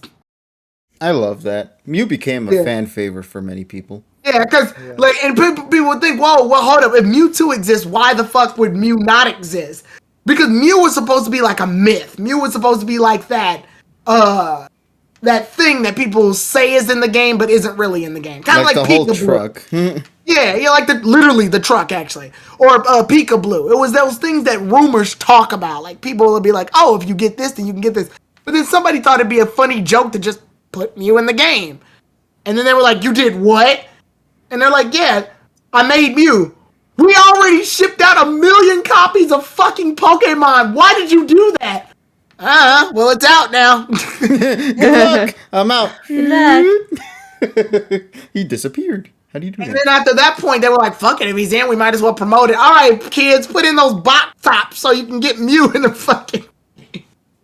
Jesus Christ. So Mew's someone's OC they snuck in. Pretty much, actually, yes. Mm-hmm. Yeah, fun facts about Mew. That's why to get Mew in red and blue and green is so fucking convoluted, because Mew was never meant to be. But we Caitlin, appreciate it. Your mom's favorite Pokemon was never supposed to be real. I know. She knows that fact already. She actually legitimately looked up the origins of Mew and learned about that. I learned that through that. I was like, oh, who knew? Did you know? Did you know? Mew was the funny thing is my name was on the screen for a Digimon Gaming freaking episode. Nice. Hey, listen, guys, we have one of the people who was in a Digimon Gaming. Did you know that? Did you know? Oh, man. But, yeah, so overall, I can't wait till I show up in a Digimon. I'm going to be stupid as fuck about it. Did you know? Did you know? Did you know? Because I sure as hell didn't. They're going to kick me off. Damn, he didn't even let you get voice one line, bro. I'm never gonna say did you know and be like, so check this shit out. No, I would just use my friend imitation / robo imitation voice if it was like, Did you know that you're a bitch? No. Oh. Did you know? Damn, I didn't know that.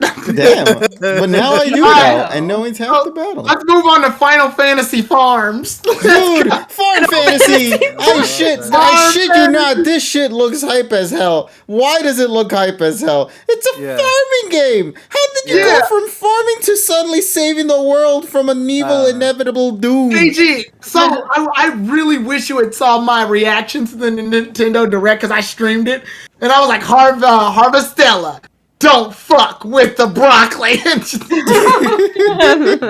Don't fuck with the crops. Coming this November. I'm excited for this game. I'll be real with you. I think this is, out of all the farming games, I think this was my favorite one. Yeah. It looks fun. I wonder what Cosmic thinks of it though. Because she's like the farm queen of all. Literally just commented. She just commented right as you said. Thank you. Yeah, Harvest. Yeah, look at that. Wow, it's like she's listening to us behind the actual scenes or some shit. Yeah. Harvestella looks fun. All right, glad to know. I can't wait to mission 1. Plant a radish. Mission final mission. Destroy God. It always begins with pulling a turnip, and suddenly you're shifted into the depths of reality, and now you have to defeat a god. Tonight we fell a god, and then seize our destiny. Or Water the shit plants. Like Animal Crossing. Just pour one out for the boys. Oh man. Squeak got the reference. Hey, we appreciate that. Bayonetta. It's a game. It's coming out this October. This is story. Also, the song sounds great. The full version of the song finally dropped on YouTube, by the way. It's gorgeous. God, I love it. That's another game. And then they wrap things up with some pretty Hold up. Just side note. What happened to that Bayonetta clone? You know what I'm talking about. It was for the PlayStation. It was like, when you look at it, you're like, this is just Bayonetta. You mean Devil May Cry? No, not Devil May Cry. It was a girl. She was the main character in this PlayStation game, but it was just Bayonetta. It literally was just Bayonetta. Like, there was no other way around it. I can't remember what the game was called, though. The one with the thick butt? Yes, Donnie, yes! Her booty was thick. What the fuck? Oh, was that the one with, like, the weird platforming and shit and all that? Yeah, like it's being published by Sony. Project Eve, and now it has a title. Yeah. Project Eve. That's what I was like. This is just the Korean game. Yeah, the Korean. Yeah, game. Korean Bayonetta. Let's go. Oh my god. So yeah, when's that? Like, I remember we heard about it a long time ago, and then it just sort of then it came on the Sony. The Sony State of Play was announced. Yeah. They announced it's being published with them, I believe. So it's going to be an exclusive, I believe. Yeah. Yeah, so I feel weird because I could give a fuck less. I'm happy for everyone about stuff. My fucks to give about farming JRPGs are non-existent. That's understandable. And that's why I said in the presentation, like, at the end of the day, like, I still enjoyed what I saw, but I will admit it doesn't live up to, I think, to it. Just another direct, because there's just too many of these things dropping around the same time and it being an abundance of it. You know what I mean? Sometimes you need to kind of like mix and match certain things, and I feel that we got way too much JRPGs and announcements that just sort of meshed with one another. Hell, even Harvestella literally took two of the most used things in this direct and made it one game, which is a JRPG and farming. How do you do that? Let's go. Listen, I'm still looking forward to it. We got to do something, because Facebook Games is not doing it anymore. So yeah. So we'll skip a couple of games like Tales of Symphonia and all that stuff, which is still very exciting, of course, to see come to the Switch as a remaster. But the big remaster, it's a shitty one, is the Kirby one. This Kirby game. Kirby Return to Dreamland 4. Yep. Kirby commits murder again. And first of all, I love this one. I adore Return to Dreamland from the Wii, and it's great to see it finally come back in some way. And they even went out of their way to redo everything. Because you see King DDD's design right there? That's not the traditional DDD design that was from the original game. That's the new version that they have from the Kirby's, the new Kirby game that came out on Switch. I just already forgotten it. Kirby and the Forgotten Lands, I think it was. That game. So it's incredible to see that they're doing that. And the ketamine overdose. Yeah. Kirby and the ketamine overdose. And you wouldn't believe when this game drops. I feel like somebody said it already, but February 23rd.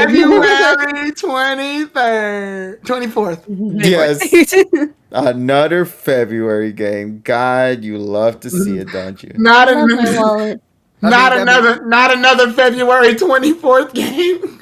And last but not least, ladies and gents, we got our official look at a picture. That's it. Yeah. That's all we got. Yeah, that's all we got. No, we got more. We got more. Where? I don't see more. it.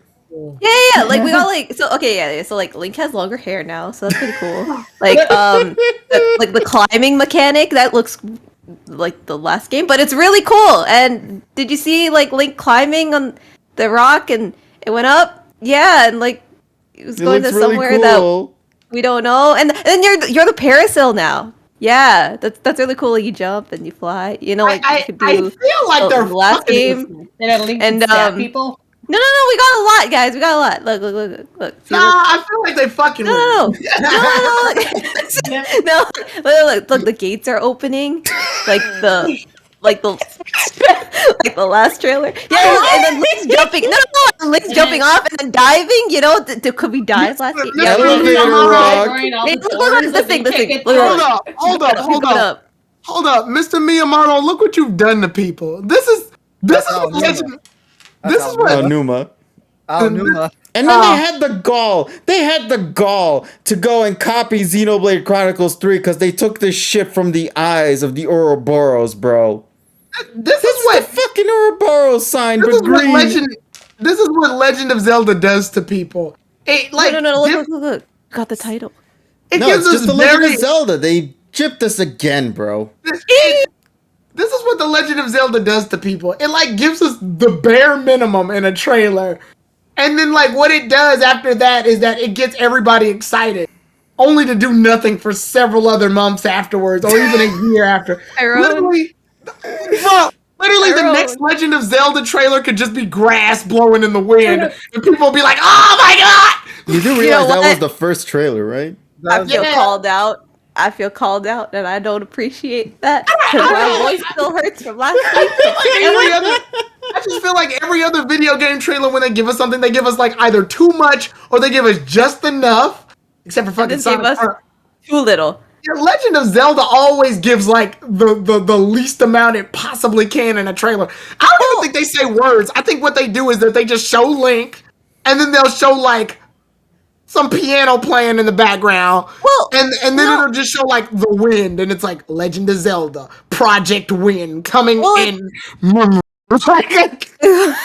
Well, it's funny though because the first trailer we got for this game was like I don't know what year that was. I think that was like a couple years ago, and we got way more footage than we did now because it was actual like dialogue and stuff. It was story.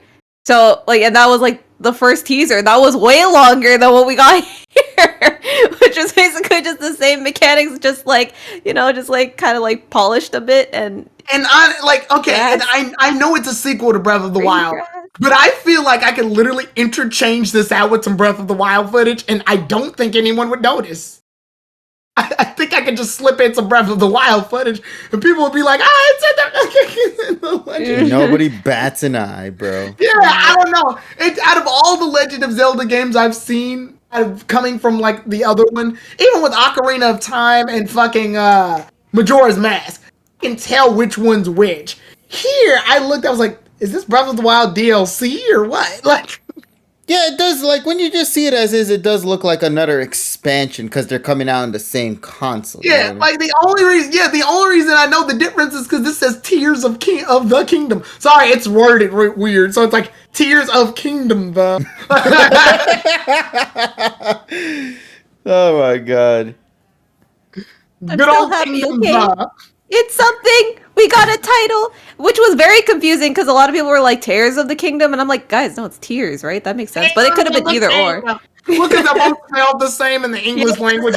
I'm like, why they do that? Honestly, I preferred it when it was called Breath of the Wild 2 because I remember when they said that the reasoning behind the title that they didn't reveal it before was because it would spoil something, and I'm like, I don't get it.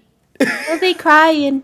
No one's cry, crying. I'm only KG. crying that this game got delayed. That's pretty much it. Well, we got a release date. Yeah, It's in coming May. out. Not you want to know what it's gonna say? It's not coming May out 12th. this date. I'm telling you right now. It's coming out on February. Not February. It's February coming 24th. Like pushing that date like closer now. Yeah. No, initially they planned for February 24th, but they saw the abundance of it and they're like, oh fuck that. No, we're moving back to May. No, I'm telling you right now, this game's coming out on May 19th. Watch it. Just telling you right now. Don't expect it on the 12th. KG. Making a confirmation right here and now. It's getting pushed Why back do you 1 week. hurt Only when it gets closer, bro. I want someone to go Legend of Zelda and then take that font of that subtitle and go, it's delayed again. No, Remember they KG, did say that- May 15th, but see, here's the thing, buddy. May 15th makes no sense because it's in the middle of the week. Yeah, I think they've only done that a few times with like Sonic, with Sonic 2 Day. Actually, it's on a Monday, never mind. Damn. That's the start of the week. Nobody has the time to play Nah, yeah, Zelda on a nobody's playing a new Monday. game on a Monday. What the fuck is your problem? Dave, it's coming out on Monday? No. If we were to push it to May 15th, No, says I'm saying Dottie. if it was 15th, it'd be on a Monday. Indeed. But if we keep it as the original date, it's a Friday, and I'm off on Friday. So therefore, I can play the game. Yeah, I'm I gonna mean, go. weird That is logic if it's makes because of sense. it Friday. I'm going to have a day off on Friday so I can stream. I the just game. want to imagine I'm probably gonna do Nintendo. that too. I just want to imagine Nintendo as a company just is like, well, what if we change it? No, Emmy's birthday. Emmy's has no work on Fridays. Who's Emmy? Release the game on Friday. By But sorry, gunpoint. the game delays. Like, what February we did- 30th. That's right.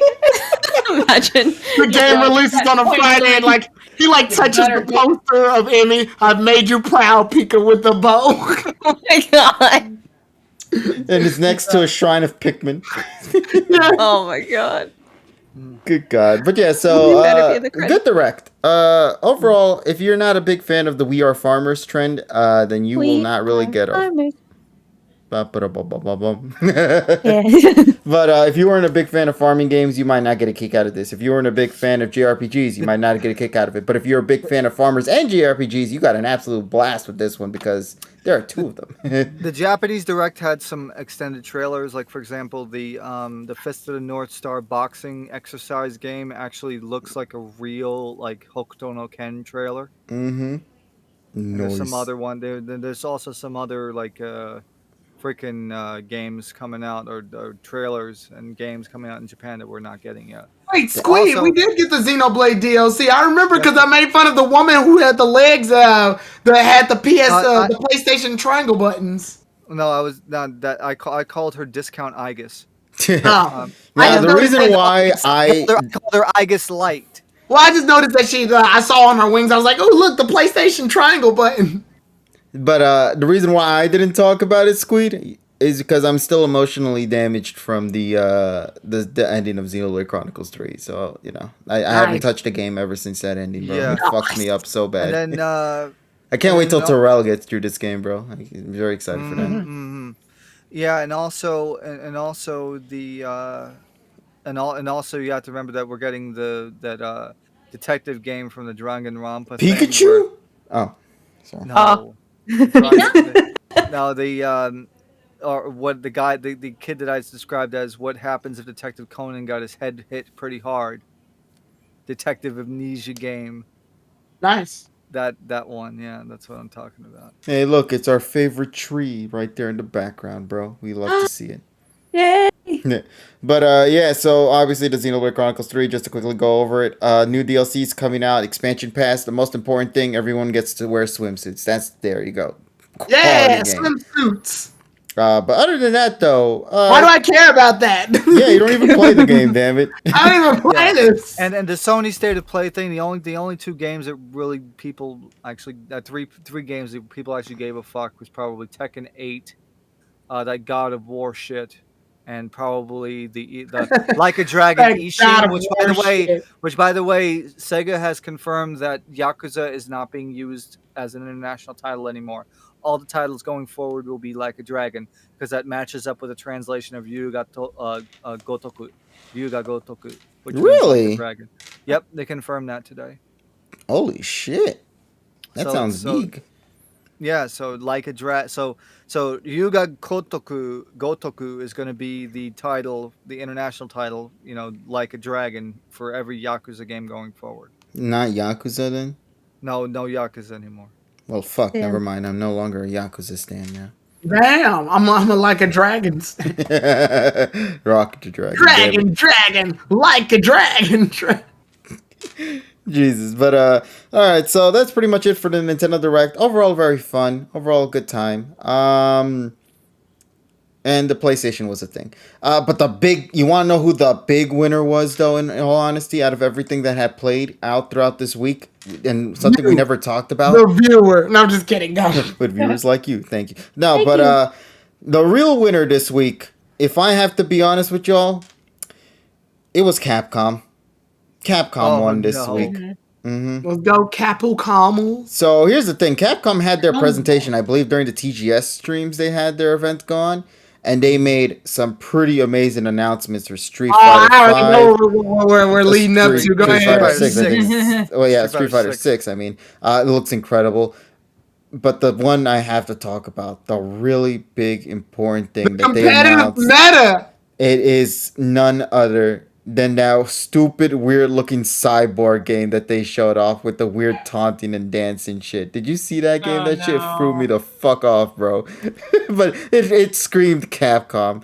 I forgot the name of it. It was called Revengeance or some shit. I don't remember. But let's go and talk about the real announcement that went down in that. Mega Man Battle Network was officially confirmed to have online play and trading enabled with this shit. You want to know what I think is interesting about this? I watched this video a few days ago.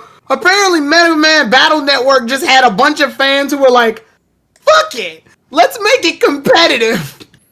Oh shit, bro, you have to understand. Mega Man Battle Network competitive was the shit back in the day, bro. If you knew the right group of people, Mega Man Battle Network did nothing but provide fun, phenomenal battling because it was incredibly polished with the games, especially with 6, bro. Especially with 6. If you guys are big fans of Battle Network 6, that game is probably one of the best examples of an RPG collectum game done right. It was so good. You loved everything that you saw from it. From the, what do you call it? The, just the competitive plays, the chips, the abilities to use transformations, the beast out mode. So many of those things were some of the best that the series had ever gotten.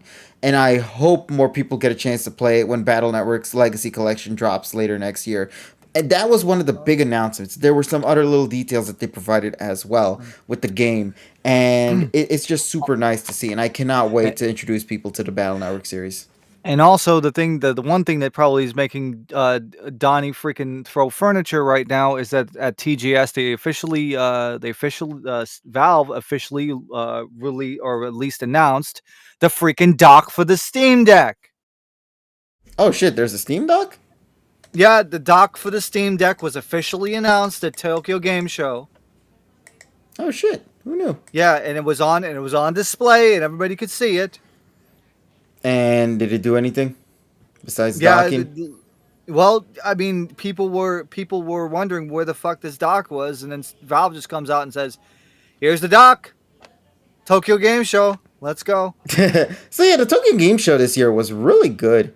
It was a really good presentation all around for all the developers That's and all. good. It was good. A lot of people are a bit upset about it because of the farming and the RPG stuff. I still feel like it nailed like what was important, which was the games. Mm-hmm. And February 24th as well. Oh yeah, that. No, Nairo, they have not announced the Steam Deck 2 yet. We literally just got the Steam Deck dock, bro. Yeah. Why would we need a second one already? I am gonna be like I said, once they announce the Steam Deck 2, and if that shit has RDNA 3 graphics, I'm getting that. By the way, for people wondering, also in the Linux kernel, RDNA 3 GPUs got a boost of like 60% performance in Linux. So yeah, for RDNA for Vulkan, yeah, RDNA 2. Somebody brought up Sonic Frontiers in the chat, and it got me thinking, what should I get this game for? And I know that sounds like a duh, like a duh question. As a Sonic fan. But like the problem is Sonic was adopted by Nintendo for a long time. I think Sonic Forces was one of the few games we got recently. Oh yeah, in Sonic Mania. That was for like it could be on PlayStation. And I bought Sonic Mania for both PlayStation and Steam. What should I get Sonic Frontiers on? Like, I don't know. Like, I feel weird if I don't get it on Nintendo. But at the exact same time, I'm like, this is my one chance to get a Sonic game on PlayStation that's not Sonic Forces. What do I do? Like, what do I do? Do what Donnie says. Do what Donnie says. Buy on Steam. Oh yeah, that's right. Wait, is it gonna be on Steam? Yeah, it was revealed on Steam, like the gigabyte count and all that stuff. It was like 27 Oh shit! I'm getting on Steam. That answers its own question. Never mind. Okay, shit. Okay, yeah. Master PC gaming. Why even entertain those other fucking no? Yeah, just get on. Okay, yeah. All right. Thanks for answering my question, guys. But if you want to say get the Mega Man Battle Network collection, may I recommend the Switch, because that's literally where these games came from. Fucking Nintendo. So I have never played Battle Network. The only exposure I got you of also this play it on Steam too. Yeah, the only exposure I got of this series, the anime, which I weirdly have a DVD of, the NT Warrior. Yeah, NT Warrior. And the fucking NetNavi toy, where you could buy the little German Mega Man theme, where you could buy the little like battle chips, and I had like 12 of them motherfucking battle chips. Wow, yeah, get Battle Network so I could battle you and beat you in chip battles, lol. Why, bruh? I've never played this game. Who the fuck gets off on beating somebody that's never played the game before? Me. It's even better when I never learned how to play it either. Johnny, just challenge somebody who's good at the game so you can get an actual challenge. Get on fucking kids. Donnie says he needs some clips, lol. He needs clips. Oh, yeah, what if he plays it and he winds up losing? Well, yeah, he'll still clip it. Well, yeah, because remember, he's gonna have one hand on fucking Alt X. Damn, how does he do all the combat and shit with one hand, bro? You know how difficult that shit is? Yeah, challenge KG. That way you can lose. Wow, you think I'm a good chip battler, bro? Well, you know a lot about NT Battle Network, so I figured you'd be good at it. I'm good. Okay. Enough. I'm no competitive player like a lot of the online people are. With Battle Network. But if you want to talk about real online, buddy, may I suggest Star Force? Because Star Force is a whole nother level. I completely forget about Mega Man Star Force. It has some of the best songs in the franchise, man. I'm so sad that Star Force never gave us that fourth title that was supposed to incorporate Lan Hikari's descendant in the game. And it makes me sad to know that never happened.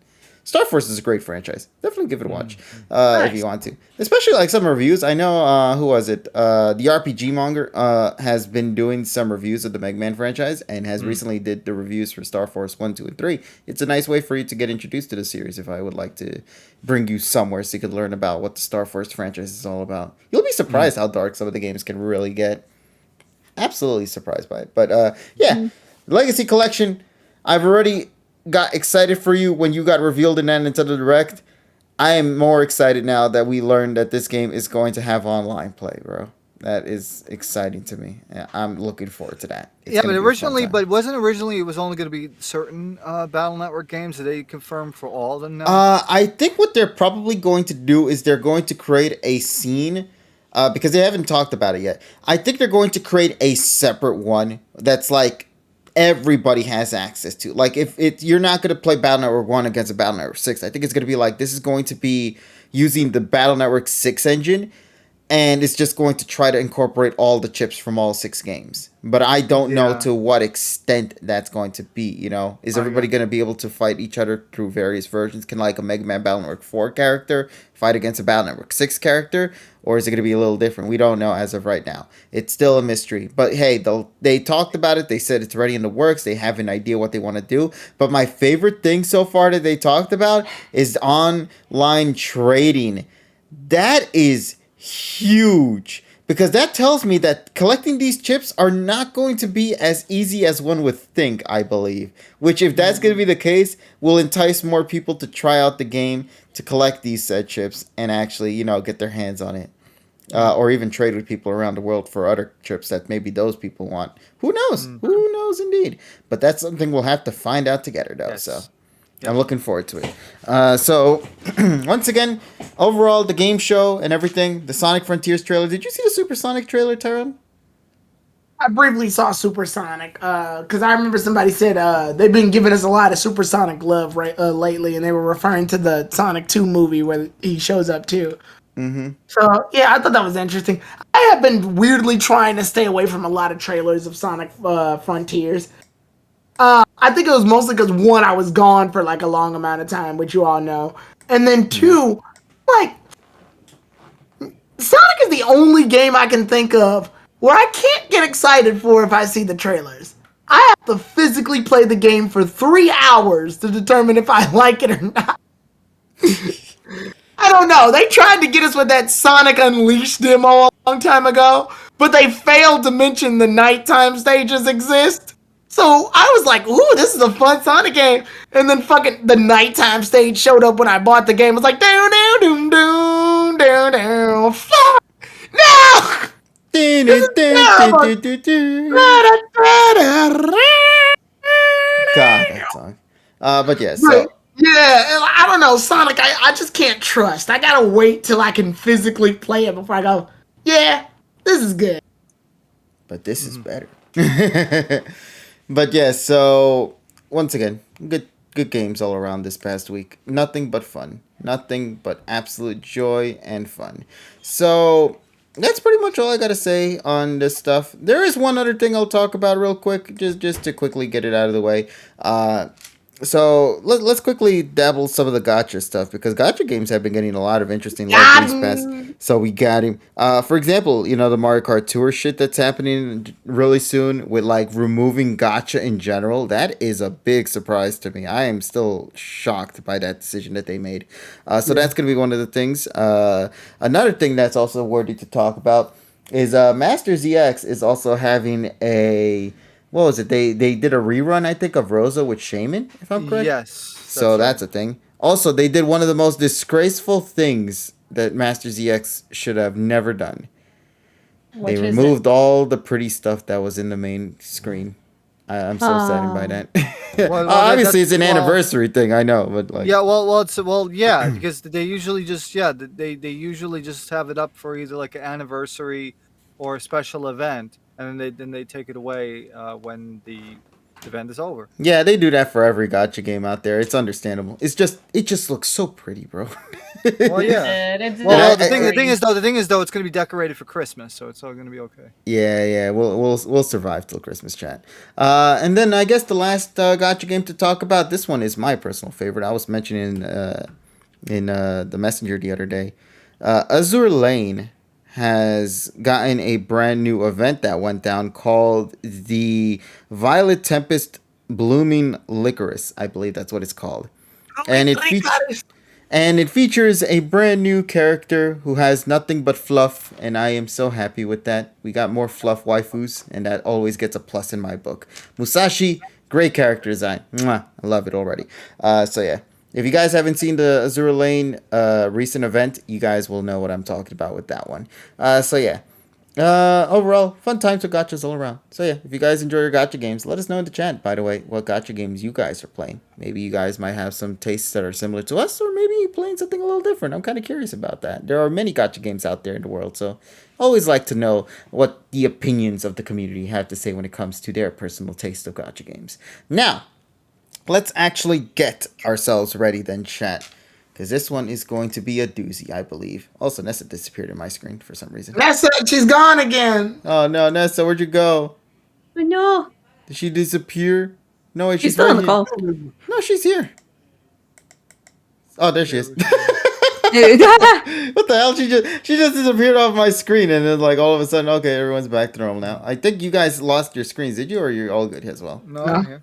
Okay, good. All right, so let us get ourselves ready then, chat. So we got a big one to discuss right now. So obviously we can't dilly-dally. We can't waste any more time on this. We have to go and jump into it to make sure that everyone can effectively give what they want to say in tonight's review, ladies and gentlemen, of the Pocket Monsters 2019 series. So what exactly had went down this week? Well, this week marks the conclusion of the highly anticipated Ash versus Cynthia fight, and we finally got to see that adventure come to a closure with this episode.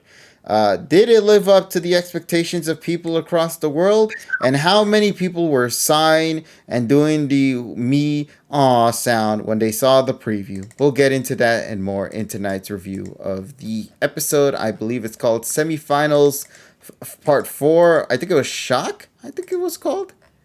What was the fourth title called? It was Sweep.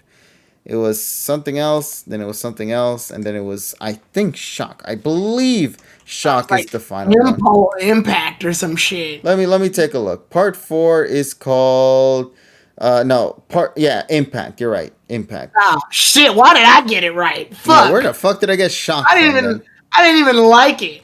Damn, hey, spoilers, Tyrone. Spoilers. Oh shit, my bad. Exactly. But we'll get to that. Don't worry. Now, let's talk about the most disappointing thing about this episode then, real quick. So just to brush it away as much as possible, all right? Okay, so the most disappointing thing about this episode was the preview for next week's episode. We're going to another recap really soon. Again. Wow, what the fuck, dude? So yeah, in case you're wondering, the next episode, titled Go for Dream, Go's Road to Mew. A suspicious shadow is sneaking up on Go's Rotom in the hotel room he and Satoshi are staying at in Shoot City in the Galar region. We'll be shedding light on the info on Go's Pokemon and the top secret data on Project Mew contained within. In addition, the radio show A Blaze Kick After School will be doing a special on childhood friends. Wow. What? What? Yeah, so look forward to that. All right, now let's actually get to the actual episode at hand. As you can already tell by the image that's being shown on screen right now. It feels like Pokemon Journeys has had the least amount of episodes of most of the Pokemon series, yet for some reason has the most recap episodes to me. You'll be surprised, buddy. But yeah, let's recap the little shit we covered. Let's recap the Masters tournament real quick. Yeah, even though we're the Masters tournament. All right, go ahead. Yeah, you know what? Actually, Emmy, we will pass this one on to you first, buddy. I'm going to share my thoughts about this a little bit later, as I got to get back to this game and finish grinding real quick so I can get these characters. So, Emmy, I'm going to pass the responsibility to you right now. Passing it to Emmy because I'm distracted. You are going to take care. Yeah, I'm busy being distracted. You know what? Actually, hold up a second. Let me just, quietly. Okay, now you can go. Go, Emmy. You can share your review. Let me do this stuff. Okay. All right. Okay. This episode was kind of bad. It's okay. So like for the last parter, I was actually kind of excited for this episode because I quite enjoyed last week's episode. It actually was pretty decent in my opinion. So going into this episode, I was a little bit excited. Not too excited because it's Journeys, but I just learned don't be excited at all for journeys. It's not worth it. So I'll give some pros, I guess. I mean, the Togekiss versus Lucario battle was actually pretty interesting. I thought big Togekiss was funny. Just because like it has little feet, but it's just so big. It's just so cute.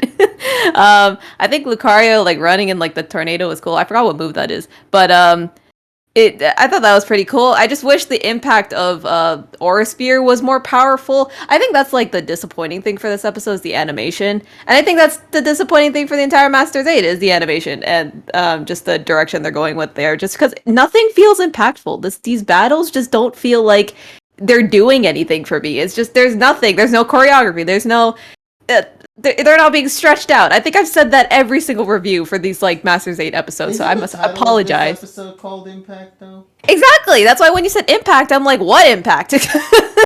There is no impact here. So it's ridiculous. Like for example, like Bullet Punch was like kind of sad looking. At least there was no noodle arms this time, so it didn't look like Matt from like Wii Sports. So that was good at least. But it's still like not the best thing to look at. Like Dynamax battles weren't like my favorite to begin with just because they feel very slow. But if I had to compare the two battles, I would say Togekiss versus Lucario was a little bit more interesting than Lucario versus Garchomp just because it felt more fleshed out. I still didn't like both of them, but I felt like that was the stronger one out of both. Another con too is that like in the recaps, they keep reminding me that Pikachu lost its soul, and I'm like, I know. You don't have to tell me. I know. I still don't have a soul. Thank you for reminding me, Journeys. Appreciation. Another thing too is Cinderace just being supportive. I thought that was very cute. I still don't think it makes sense, but it's still cute, I guess. Morpeko's still munching on these dumbass chocolate bars. I don't understand why it's wasting screen time, but it's fine. One thing the biggest thing I have problem with this issue, with this episode, is the Greninja appearance. Why? It felt so out of place. It just made and it felt like it was being used in the wrong section because they used it during the Togekiss battle, which I'm like, oh, okay, I guess I didn't see that coming, so I guess that's kind of good, but at the same time, why was Greninja needed? Like, I feel like that whole little sequence where like Ash and Ash and Lucario were channeling like their aura and their bond or whatever, just felt like a scene ripped out of X, Y, and Z, like the opening with like the water just falling into like the puddle, and then all I hear in my head is just X, Y, and Z. So I feel like that would just rip straight out, and then they just showed Greninja for some reason, which I was like, okay, sure. And it wasn't even like, and Greninja was just caught off guard when you just see it too, so it was just really weird to me. And even like the big aura sphere that came from that, I feel like that should have been way more powerful than it actually was, but okay, I guess not. Like I said, the animation for this episode is still very lacking. For like an Ash versus Cynthia episode in terms of just like this battle, because I feel like this is something that a lot of people have been waiting for, I think it's very disappointing overall. Like I said, I did enjoy last week's episode. The first part of this battle was, I think, the worst out of everything. This one, I say, is okay at best, but it's still not anything special.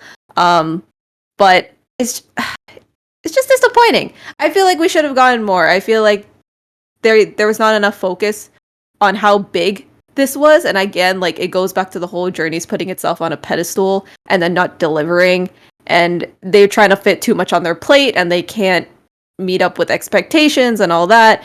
And like I said, like the battling for Journeys just hasn't been the strongest in my opinion. The animation for this tournament in particular, and just in general when it comes to battles, hasn't been anything too impressive.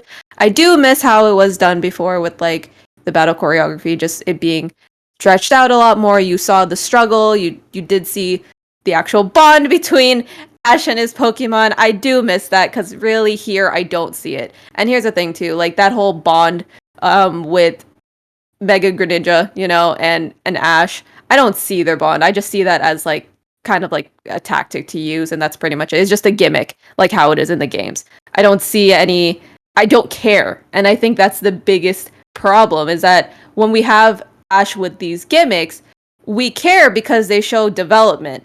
But with Lucario, we see it in bits and pieces to the point where it just feels too stretched out, where the story's no longer connected. It's just it's like one chapter is like, all the way on the other side of the room, and this chapter is here, and then the other one is like somewhere else. So there's never anything that convinces me that Ash and Lucario even have a legit bond other than the egg hatched and waited for Ash, which that's something that's just conveniently placed there. And then after that, we got a bunch of characters saying that they have a close bond.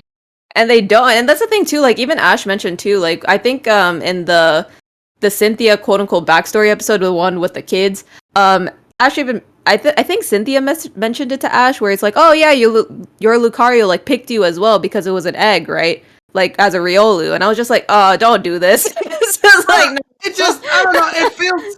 It feels so surface level. It feels like it's easy to write. So they did a similar thing with Greninja, but the difference there is that like it still had its own life. This feels a little. One of the rules I always say when writing a fictional narrative is to never make it so every character is related to each other, because then it shrinks the scope of your world, makes everything a little too convenient.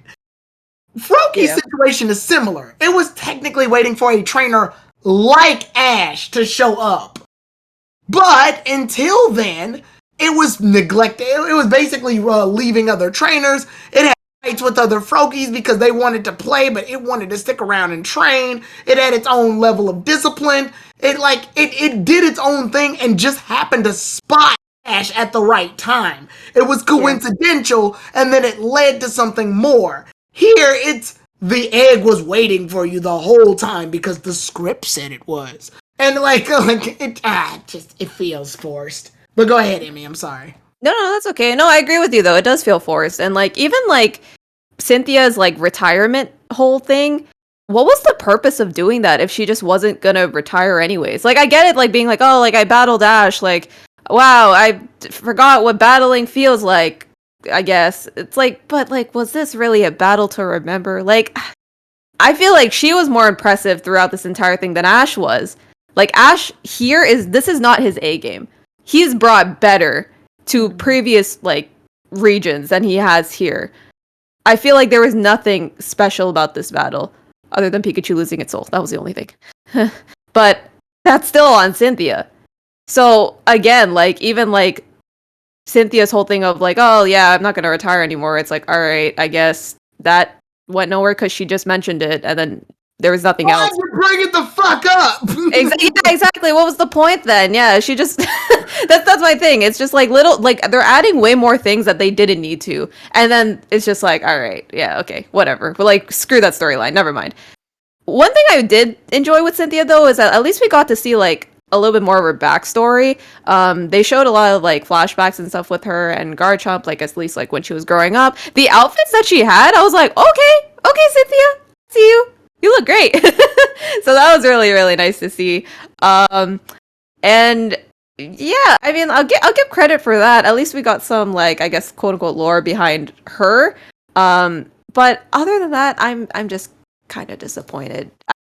Like, at this point, like, yes, I don't expect more just because it is Journeys. My expectations are very low already. But like I did say, I did enjoy last week's episode a little bit. So I did feel excited for this episode. Kind of. Yeah. And again, I was just kind of let down again. So, yeah. If I had to give this episode a rating, it would be a 4 out of 10, unfortunately, just because it's such a high bar, and it's Cynthia versus Ash. This is something that I've been wanting for so long. A lot of people have been wanting for so long. And I feel like we could have gone better. And I feel like Ash has definitely done better in previous series. And this wasn't it. So, yeah. 4 out of 10 for me. That's it.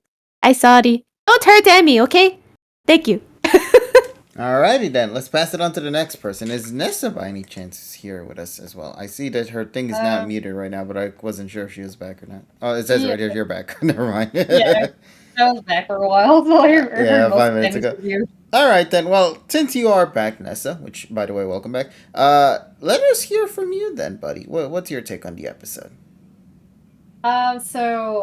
Originally, I guess my take, though, is that this episode is... I was kind of like, I guess I was kind of let down though, because I was actually, I actually was one of the few, probably, I don't think you guys knew, but I was actually one of the few who was liking this battle.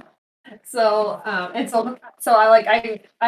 liked the first episode. I liked the second episode, and then the second episode was like probably the first time I was like, oh my god, like is this battle's gonna be what I think is gonna be? Because I guess the way they set it up for like really well. But then when we hit to the third part, I was basically let down. I was disappointed. And I guess like the reason is I was disappointed though is like I think mostly are like the climax of the battle because I was like hoping for like this episode like will give me that strong finish that oomph that we need, and then it just didn't deliver to me enough. So so like the first part that I kind of got disappointed was just in general. I was okay with. I actually like the Lucario versus the Gigantamax or I mean Dynamax Togekiss battle because I actually did laugh at the part where like Togekiss kind of faked out. Like you thought Togekiss would go down after that whole bullet punch thing, and then he was like, "Psych, I'm still alive, bitch." And then he just kept battling, and we're just like, "Okay, this thing does not go down." And legitimately, I thought that Togekiss would take Lucario down because the way Lucario was like already getting weak, but I guess somehow you managed to pull it off.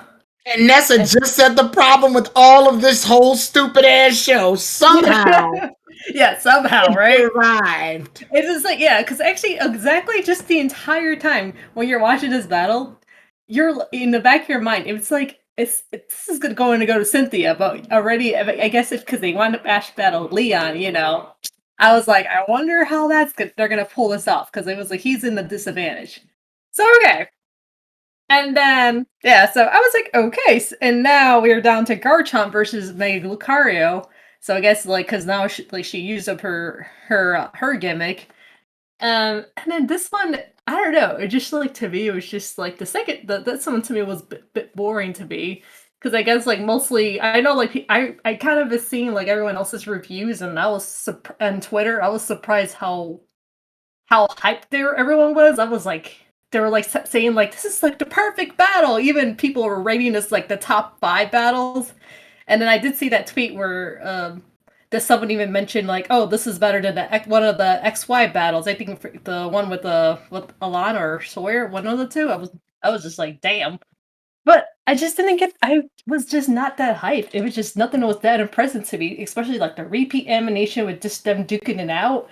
And I was like, I know I've seen those like before in previous series, and it's just like, and I felt like there was like a lot more going on. But this one, I just kind of wasn't feeling it. Just them, just kind of static. Even though some scenes did feel impactful, and I do admit to like I did like this like some of the close up from Cynthia and Ash's part, so I was impressed by that. But then the Pokemon themselves, I was kind of like, I just like it wasn't selling it to me.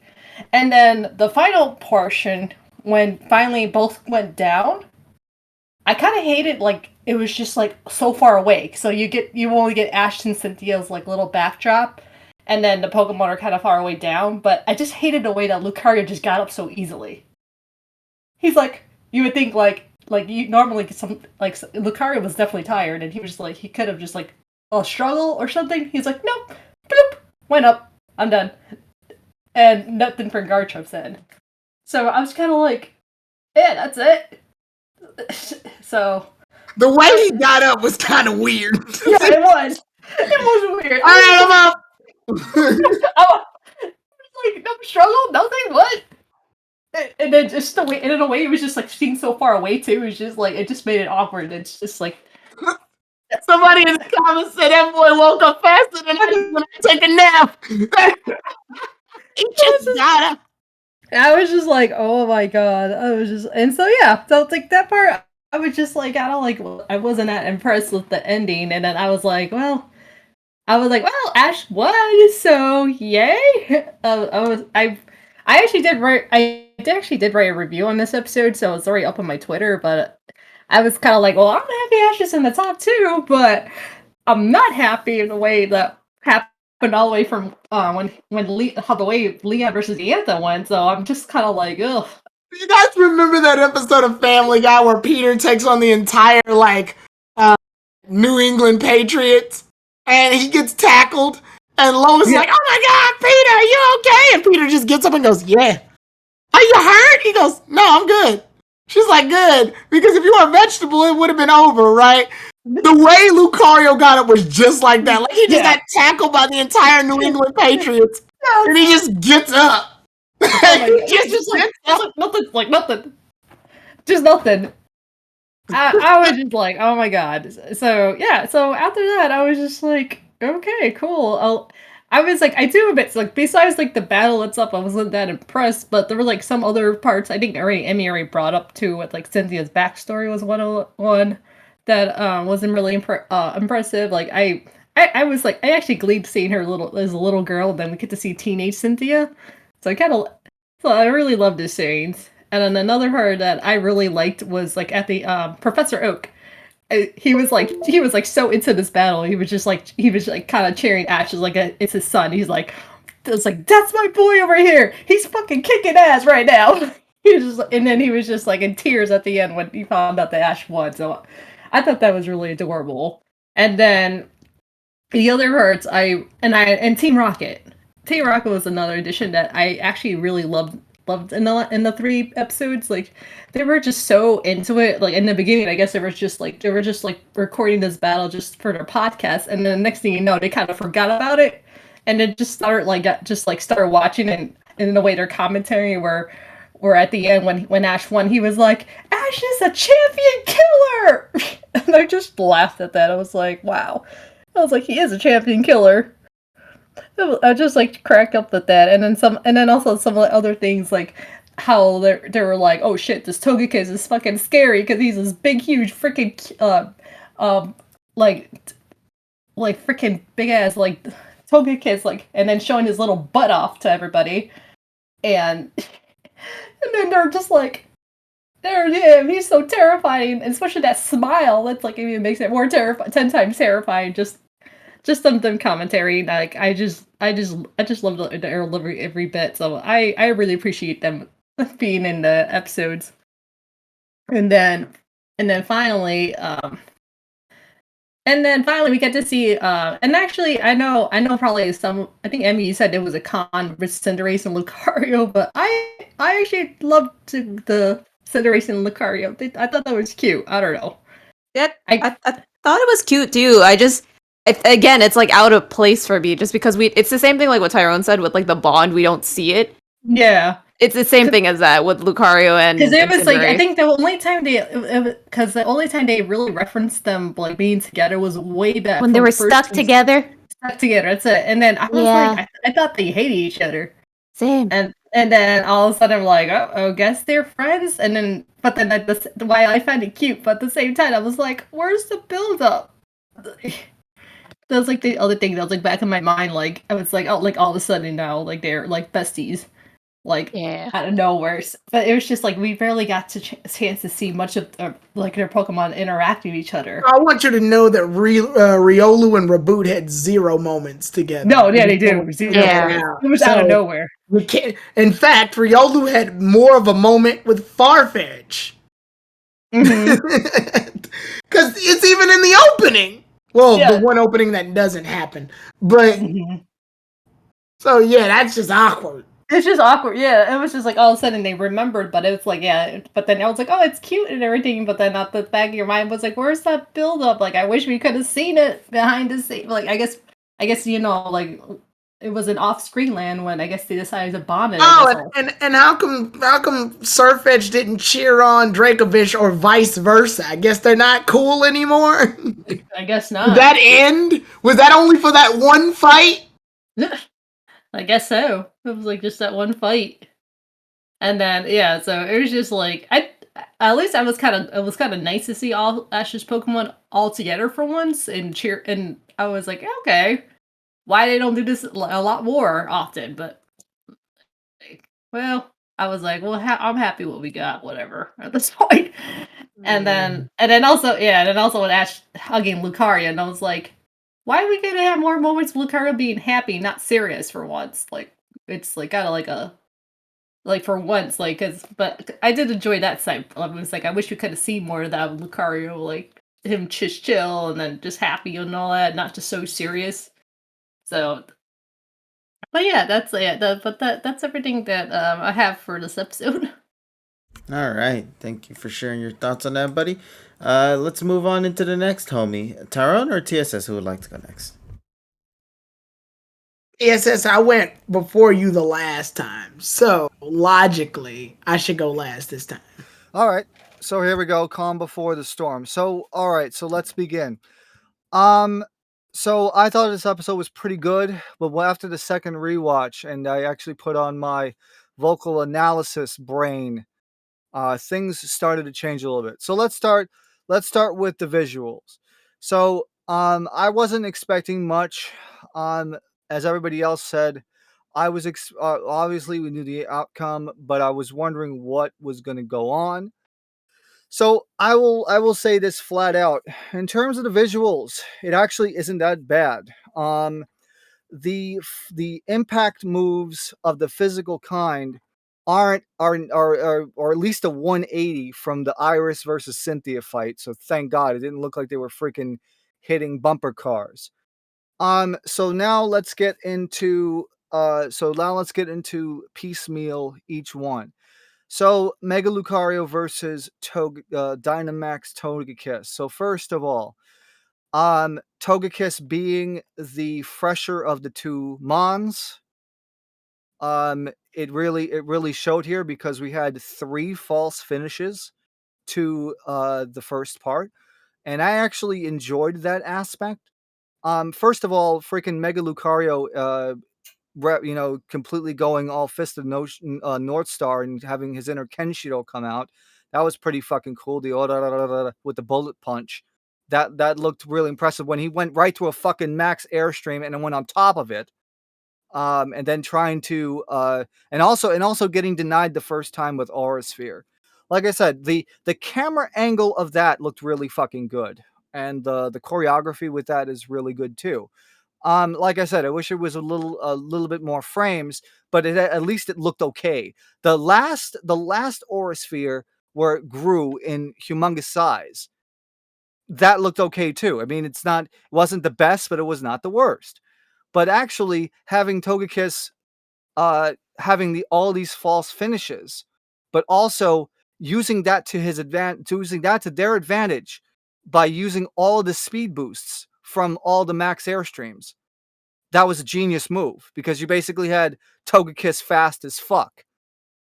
And the only way to stop it was to just have Lucario put out his arms and basically knock it out.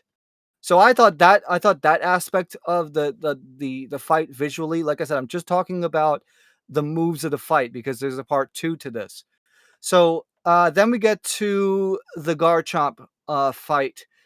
And this is where the pace slows down a little bit because then we get the sequence with the flashback with Cynthia and the Gibble going through the Garchomp.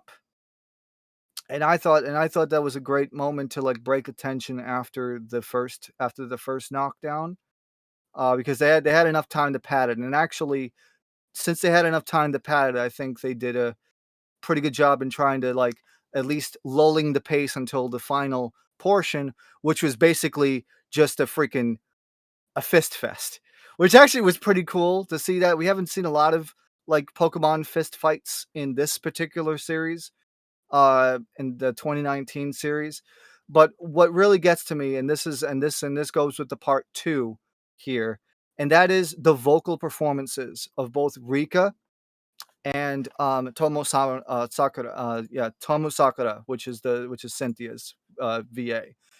Those two, I would argue, first of all, for me, this right here is one. I have watched all over 1,200 episodes in Japanese. I would consider Rika's vocal performance in this episode top 5. Let me tell you why. So first of all, having Satoshi like blurt out Mega Shinka, and throughout the fight, she was putting a lot of overdrive in her voice. And after listening through it through studio headphones as well, the vocal mixing, the music mixing as well, and Enrique's performance as well as Tomo's performance as well. Those are a combination, like audibly. First of all, the dub won't even come close to this shit. And and especially in the second to last interaction where Cynthia calls out Garchomp to do the Dragon Claw, while Mega Lucario does the Bullet Punch. In that sequence, Rika actually overdrives her voice a lot, and to the extent where she actually breaks and hits whistle notes. I have never heard her do that, and that makes this very unique. And also the Greninja callback with the whole you see that on the screen there. That was well animated as well. But I would say the vocal delivery for this episode delivers the performance, even if it lacks in the animation department, at least in the second half. But I will say that, for a wrapping up of this fight, this unfortunately, fortunately and unfortunately, I think we've seen the best fight in this series, because I have close to zero confidence that Satoshi versus Leon will be anywhere close to this from a vocal standpoint, a strategical standpoint, or an animation standpoint. Yeah. So yes, and then at the end, then at least we had time at the end. And the whole thing about Cynthia deciding not to retire, it was because of, you see these two battled so intensely, and after we've been waiting like 13 years for this, I think that was more of the spark that she needed to continue with both of her research and her battling. And then especially at the end, when they both went down, when Garchomp and Lucario went down, and especially after the match was over, and just see Lucario reaching over its hand to pick up Garchomp. That was a very emotional moment. And then at the end as well, where you had Satoshi just take out all of his Pokemon as well. It was really emotional. And even though and originally I thought, okay, I thought this was going to be like an okay episode in terms of ending the fight. I think both the vocal performance and the ending really sold it for me. But like I said, it is really I have 50,000% doubt that we are going to see anything even close on the Leon fight. Yeah, the double KO moment, like I said, the impact on the reversal, like I said, when the Dragon Claw and the reversal hit together, and then the pause in between it, like I said, it was really emotional. And realistically, like I said, the first part of this episode had really impressive animation. The second one, they obviously wanted to go for ground stuff so that they don't have to do many key animation, but at least they made it look good. But like I said, realistically, Rika's vocal performance on this, and Tomo Sakura's performance in this episode alone puts it pretty much on the top level for me. So this episode gets a 9.5, and this is the best fight of the series. And unfortunately, I think this is the only fight of the series that's going to even be fucking remotely talked about after the series is done, because Leon versus Satoshi will be nothing compared to this. And I'm sorry, Sarah will never be able to replicate the same vocal performance that Rika did this week. I know that there are some fights that will get close. Ash versus Viscus is still the undefeated fighting journeys to me. Like, that's the one that like encapsulates everything that's good about like a battle. I'd say this is better by a hair. Nah. This is better by a hair. Nah, there's no cheap There's no cheap bullshit that comes out of nowhere. No, like, see, the Viscus fight happened when Journey still had like some level of dignity, and it was good. It knew somewhat of what it was doing, which is sad because that was early in the series, like super early in the series. Now it's extremely clear shit's going downhill. Yeah, but that doesn't mean that this episode that they can't put on a good fight. And I think that they actually did a decent job with this, and I think they did better than the Viscus fight because of all the emotions compared to part 2 and part 3 for this fight, I think that puts Viscous over the top on the law of averages for me personally. Now, for the folks out there, if you haven't gotten your Lucario yet, the Lucario distribution ends at the same time. I think it's Thursday at 11 a.m. Eastern Daylight Time. And the code, I believe, is Hadol with a U, so HAD0U, WO, or with W0, catch, the word catch. So get that. Also, thank God they remembered also to put Shinji Miyazaki's credits in the first music thing and at the ending. And yeah, and then we get to hear Maria Eichholz get her $10 for announcing the preview for the Go thing.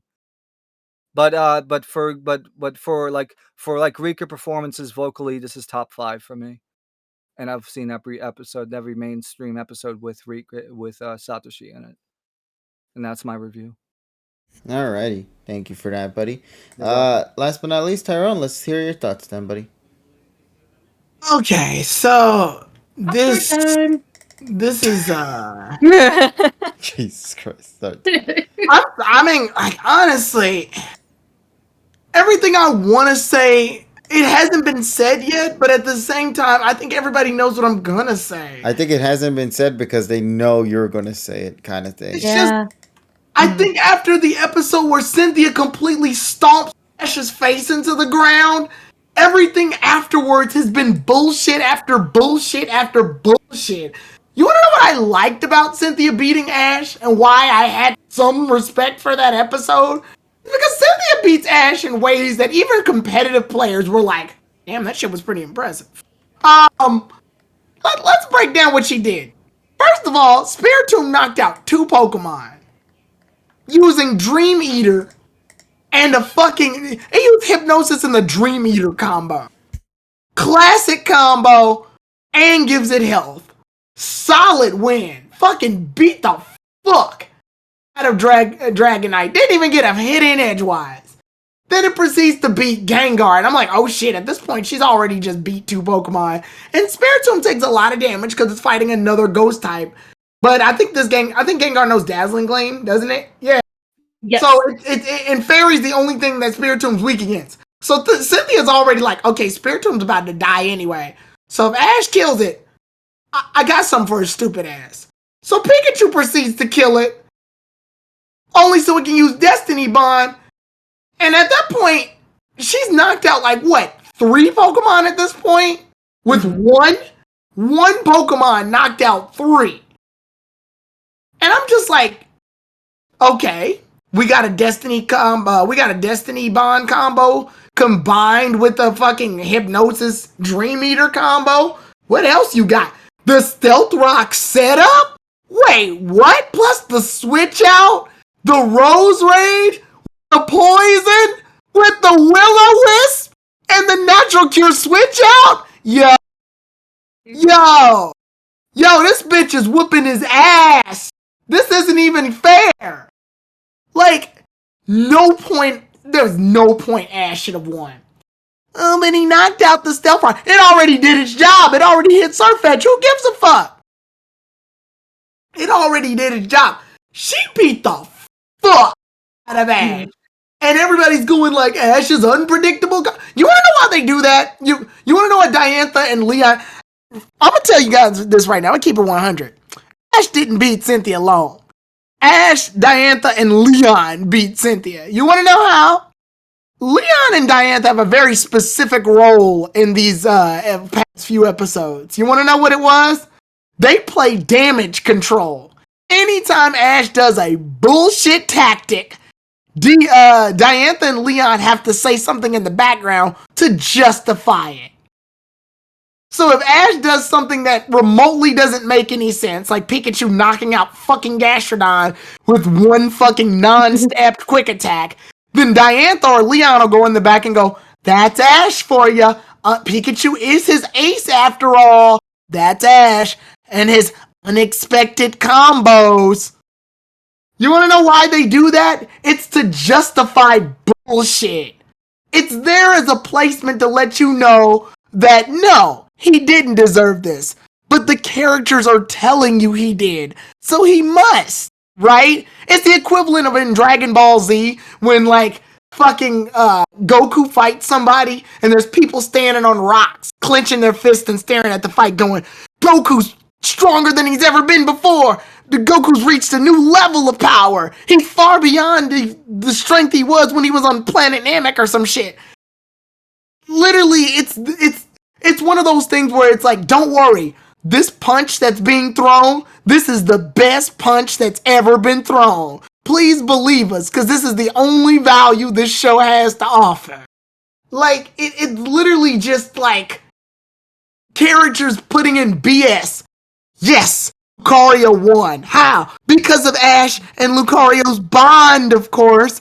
That's, again, I brought this analogy up before. Bond is a fucking loose term that's used in order to show the measurement of vague power.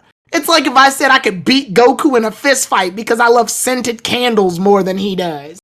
Like, it doesn't make any fucking sense. It'd be like me saying I can arm wrestle Superman and whoop his ass because I like the color blue more than he does. Like, it's just nonsensical verbal bullshit that's there to make it seem like the other character knows what they're doing, when in fact they don't. Ash was getting the fuck knocked out of him. So going to this fight, when Togekiss Dynamaxes has double its HP, more than double its HP, I'm sorry, and yeah, it gets hit with Bullet Punch, and Bullet Punch is a fast move. But how fast, how strong is Bullet Punch? Well, Bullet Punch is only about 40. If we had to put math behind it. And obviously, yeah, anime doesn't follow the games except when it fucking does. And the argument here is that Lucario got a bunch of bullet punches off. But Togekiss ends up getting like multiple max airstreams off. Like multiple. At no point should Lucario have been alive. I don't give a shit. One of the things I love about Mega Evolution is the design changes and the stat power-ups.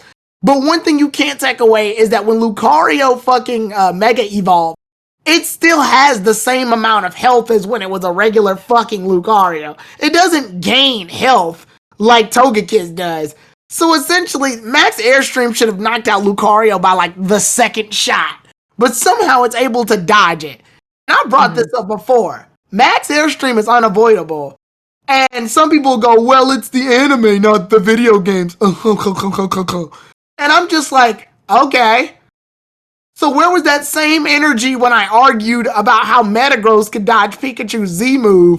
And then and Metagross dodges 3 of Pikachu's Z moves, but ends up getting hit by the other. And I'm like, wait, the Z move has homing properties? And then everybody goes, well, of course, if you played the game, you would know that Pikachu's Z move is unavoidable. I'm like, hold up. I thought we weren't following game logic. So why is it that when Ash fought Steven, we have to follow game logic, but when he fights Cynthia, it's just an anime and you shouldn't worry about the games? I have never up till now had so many contradictions when it comes to what logic to follow in Pokemon. In all the other series, if I knew something was bullshit, I at least found a way to roll with it because it was consistent with its bullshit. Thunder Armor? Yeah, it's bullshit, but Hoenn done some similar bullshit, so this is fine. We can tell that it's not gonna follow all the game rules, but at least it's consistent about it. Here, it feels like it's every day with this shit. Every week I have to go, am I following game logic or anime logic this week? Will Reflect actually do what Reflect does or no? Like, what I have never been so clinically confused when it comes to how the logic and fights go in Pokemon Journeys. And it feels like every time I'm confused about something in Journeys, 700 fans have to come in attacking me on Twitter to tell me how it is, rather than me just figuring it out because the show didn't do a good job telling me. And then I made a rant on this before, just skipping past the Togekiss shit. I talked about the logistics behind Cynthia's moves. Garchomp doesn't know one fucking ground move. And in Diamond and Pearl, it at least had Dig, right? It doesn't even have earth power. I know they can't have earthquake because of the whole thing that happened, but at this point, I mean, like, it's just a fucking Pokemon move. They gotta go ahead and just put that back in. But yeah, after that, you could have given them all sorts of, yeah, somebody said Brick Break, and because it's good against steel type Pokemon, and that's what Lucario is, you could have easily given them, like, earth power. For fuck's sake, Cynthia winds up giving this stupid ass Pokemon Scale Shot. No! That's still, what? Why? Why'd you do that? And I made a rant. I was like, wait a minute, did she forget Draco Meteor for Scale Shot? And they go, no, she didn't. And then after further investigation, I'm like, oh, yeah, Garchomp used Draco Meteor on Surfetch. And then I thought about it. I was like, wait a minute. But she switched Garchomp out. So that means that the next Draco Meteor does not become weaker. Because Draco Meteor is supposed to get weaker after every one. But if you switch the Pokemon out and bring it back out into the field, then it gains that power again. Like, it gains back, like Draco Meteor will be at full power. And then I thought about it. So then why the fuck didn't she use Draco Meteor again on Lucario? It feels like Cynthia was really smart at the beginning of this fight. And then during the second half, I don't know, a rock must have hit her head along with Gastrodon's. Because she just went stupid. I was like, damn, this bitch is fucking stupid. What happened? Like, her ass was whooping Ash's, like, she was beating the shit out of Ash with pro moves. Like, I'm talking pro switch outs, pro stats, pro abilities, pro technique. And then she just was like, Gastrodon lose to Pikachu with no ground type moves.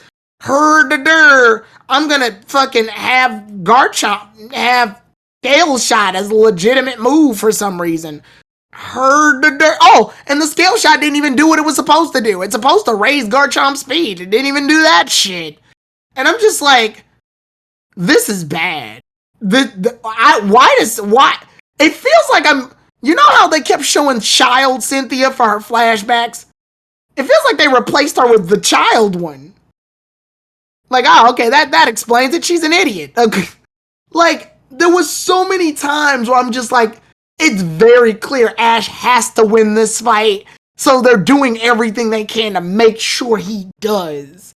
And all fights are supposed to be like that. There's supposed to be a suspension of disbelief to which the audience can go, whoa, they're in a tight jam. How are they going to get out of this?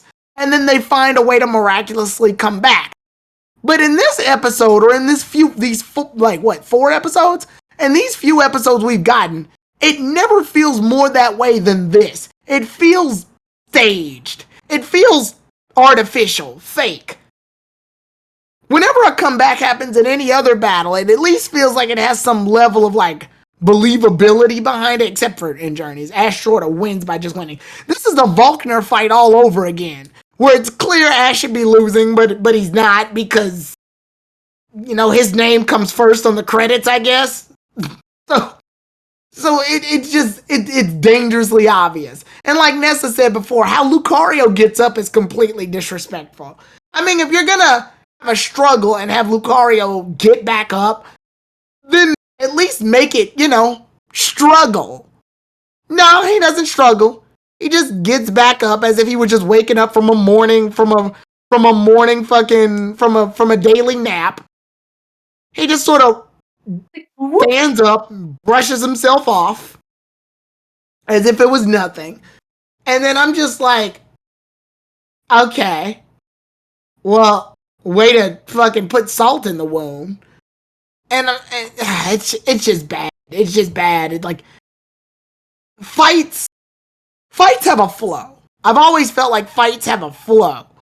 And this did not go with the flow. I feel like, if I could tell you right now, I could tell you Gastrodon, Togekiss. Because, yeah, out of all the shit that Togekiss did, it didn't even actually do anything. Togekiss didn't knock out any fucking Pokemon. It didn't do shit. It just sort of Dynamaxed and then died.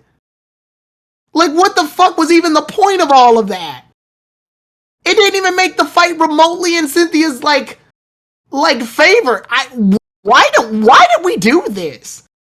So Gastrodon, Rose Raid, and Togekiss, and I'll debatably say Milotic, were freebies. They were just freebies. They were just, and if you want to know what I mean by freebies, I mean, they died because Ash lucked out. Because if they had fought the same way they fought against Iris, then Cynthia would have won this fight a long time ago. But it very much feels like when he won, it felt like 3 of those Pokemon had to die in order to get the score even. And I'm just like, nah, this ain't it. This is not it. And then Cynthia brings up that whole, by the way, I'm not retiring. Then what the fuck did you even bring that up for? What was the actual point of bringing that up? It seems like a big thing to sort of dump on the show, too. Like, if you've known Cynthia for as long as you've known her, she's appeared in Diamond and Pearl, Best Wishes, and Journeys. And she's had multiple appearances in all shows. To say I'm retiring from battling is a big plot point for her. Only for the show to go, JK. Okay. Like, why? Who was that for? Who exactly was that for? And if I had to even stretch to defend it, I'd say I'm guessing that Ash's fight, with the fight she had with Ash, was so good that I guess it inspired her to keep battling? But that's a quick decision to make. She's been battling all her life up to this point. To say I'm retiring after this tournament is like a big proclamation. That's something you don't just say casually as if something very quickly is going to change your mind. And I feel like Ash's battle to her, not to me, while she felt it was good, I don't think it's good enough to take back a big proclamation as, I'm retiring, back from your previous statement. And it happens in literally like less than a few episodes. So we're just supposed to hold her to this shit only for her to take it back. And it's just like, why'd you do this? Who was this plot reveal for exactly? Was it for the audience? Was it for Diantha? Was it for, like, Ash? Who are you talking to? This is weird. It's weird and it's out of place. And then at that point, Cynthia's just like, I lost to you, Ash. And Ash is just like, I won. And Team Rocket's in the back going, he's a champion killer. I'm like, no. What's happening is the show fans got real upset that Ash came in second place in X and Y that one time. So now he can't lose ever. So now he's just going through stuff in rapid pace. And this was the fear that I had when he won the fucking very brittle Alola League. Is that when he won, they had to keep that going for fear of fan backlash. So now he's in this level of consistency that unfortunately is forced to push him forward. Whereas back then, Pokemon could afford to move a little horizontally. And when it comes to power scaling, this is the series that focuses on it the most. Because in other series, this wasn't so focused on because Ash wasn't a champion. In all the other series, when Ash wasn't a champion, he could still be deemed as a strong trainer, and even the champions weren't really matched up against each other in rank. They were all strong, but they were all just sort of up there, ambiguously strong. They were never stated to be the strongest trainers in the world. They were never been stated to be the strongest trainers amongst all other trainers. They were never stated to have an unbeatable win streak that wasn't broken. They were never stated to be like the toughest fucking trainers in this side of whatever. They were all just strong. It was vague. And that way the series could move horizontally. Ash can just fight strong trainers. He didn't fight to be ranked. He didn't fight to be the number one. He didn't fight to be this like specific number that puts him into this level of like weak narrative writing. Like, oh, Ash has to win this. Because you want to know what happens. If he loses any fight after this by, like, say, some kid that just got his fucking Pokemon yesterday, then someone's got to go, is going to make the meme, Ash, the world's most powerful trainer, just lost to insert kid here. But you can't make a series where he never loses either, so what the fuck do you do? Like, what do you do when a character has passed their story arc? In most situations, you just stop the story, but in Pokemon, this whole thing is non-literal. So it's just, yeah, he won against Cynthia, but it very much feels like he kind of had to. And then, once you move on to him fighting Leon, we've already saw how Leon swept fucking Diantha. But now we have to sit here and actually believe that he's going to win on that same level, and it's just not gonna work. And what people are gonna do is that when Ash beats Rillaboom with Pikachu's Quick Attack or some shit, everybody's gonna justify it by saying, well, Ash and Pikachu have fought for a long time. The fuck, and these champions haven't? What makes Ash any better than anybody else here? Other than the fact that his name shows up in the credits first. I don't know. Journeys to me has been like fully implanted into me as the reason that I'm starting to see the flaws of Pokemon just as an anime. Whereas back then, I could enjoy Pokemon a bit more because they found a formula that more or less could work. Whereas here, it very much is feeling like we're starting to reach those problems that shonen animes are reaching. But with Pokemon, they hit the wall very hard and they have no way to recover from it. Other animes suffered this problem too, but like at that point, like I guess marketing can kind of save them. Or like in Dragon Ball's case, Dragon Ball to the very least has like its movies and other shit it can bounce off of, where Pokemon, it's just in this like forever limbo of using a 20-year-old, 10-year-old to fight through in hopes that everybody has to believe the bullshit that's happening forward. Because Pokemon's been pulling bullshit for years. But I think this is the first time that Pokemon's been pulling bullshit and we have to sit here and go, yep, that's happening. So yeah, and just to give it a score, I'm giving this a 3 out of 10. This was garbage. This was just garbage. I'm sorry. Like this whole fight was a problem. Also, to add additionally to what I was going to say earlier, I like the nod that Okito did. He actually made a Senyu after Satoshi won, so that was a cool thing when you hear the pong, the pong. So that was a pretty cool reference that he actually made a freaking Senyu after he won. So cool, nice. So yeah, production delays. We're getting another fucking recap episode. Wonderful. Nice. It's honestly kind of surprising with these production delays because I think the last, and I remember talking about this on Friday. Yeah.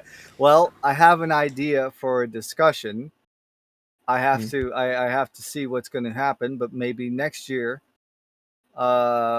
maybe going to have a discussion on that in person. Who knows? But let's see what happens with that. But Okay. I have to see how the other party wants to do it. But I think I'm going to record a discussion about the production delays and the various problems hindering the series in terms of the way that it was produced. I did see Delgaso's tweet though. I was actually intrigued because I was like, actually agree with them, saying like, I really want to know what happened behind the scenes. Like, I just really want to know. I was just like, what the hell just happened? And then maybe by that time, we're gonna have a magazine interview with some staff, and then maybe it'll give us the answers, or at least hint to some of the answers that we really want. Absolutely.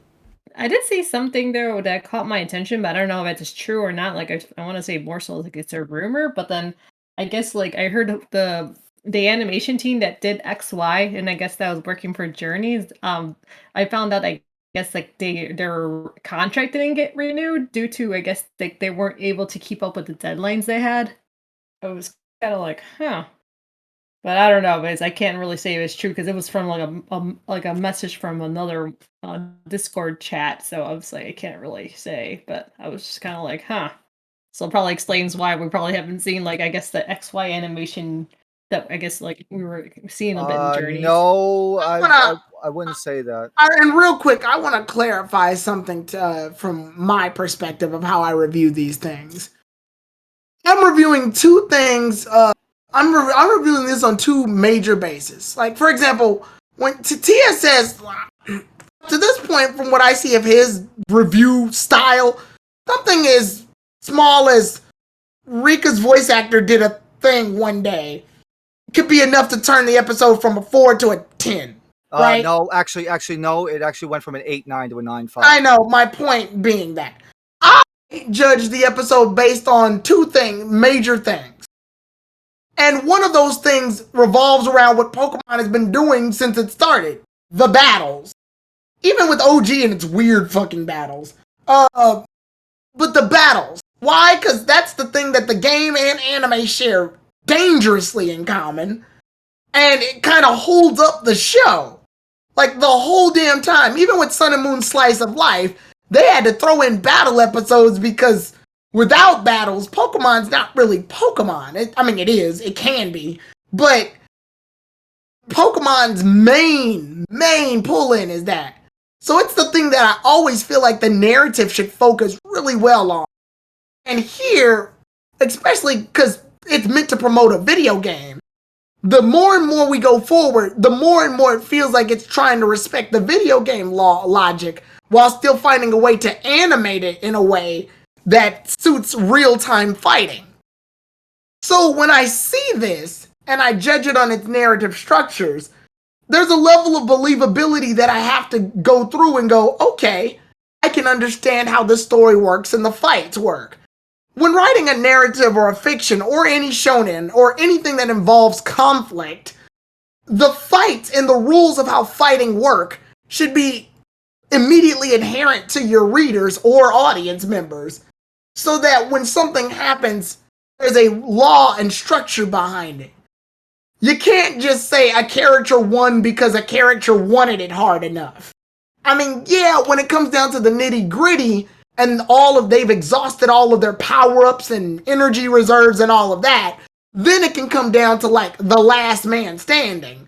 But here, we don't get that. We get Cynthia's a genius for the first half of the fight, and then you have to force me to believe that Ash can win based on nothing more than he wanted it bad enough.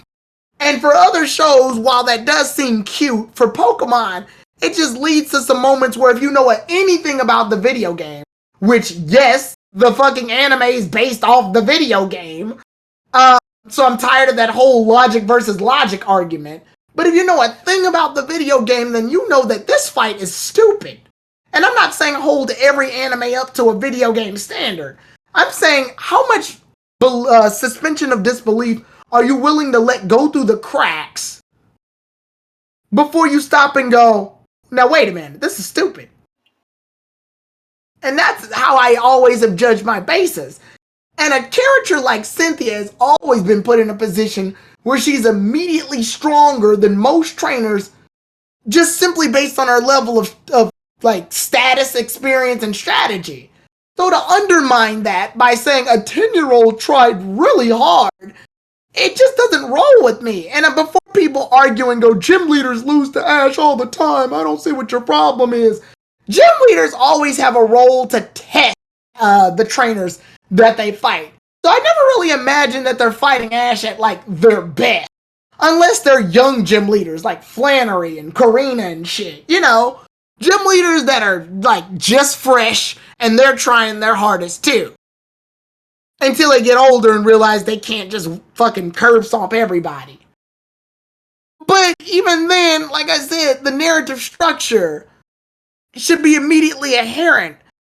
And here you're having me believe the basis of your story is Ash is winning because he's Ash.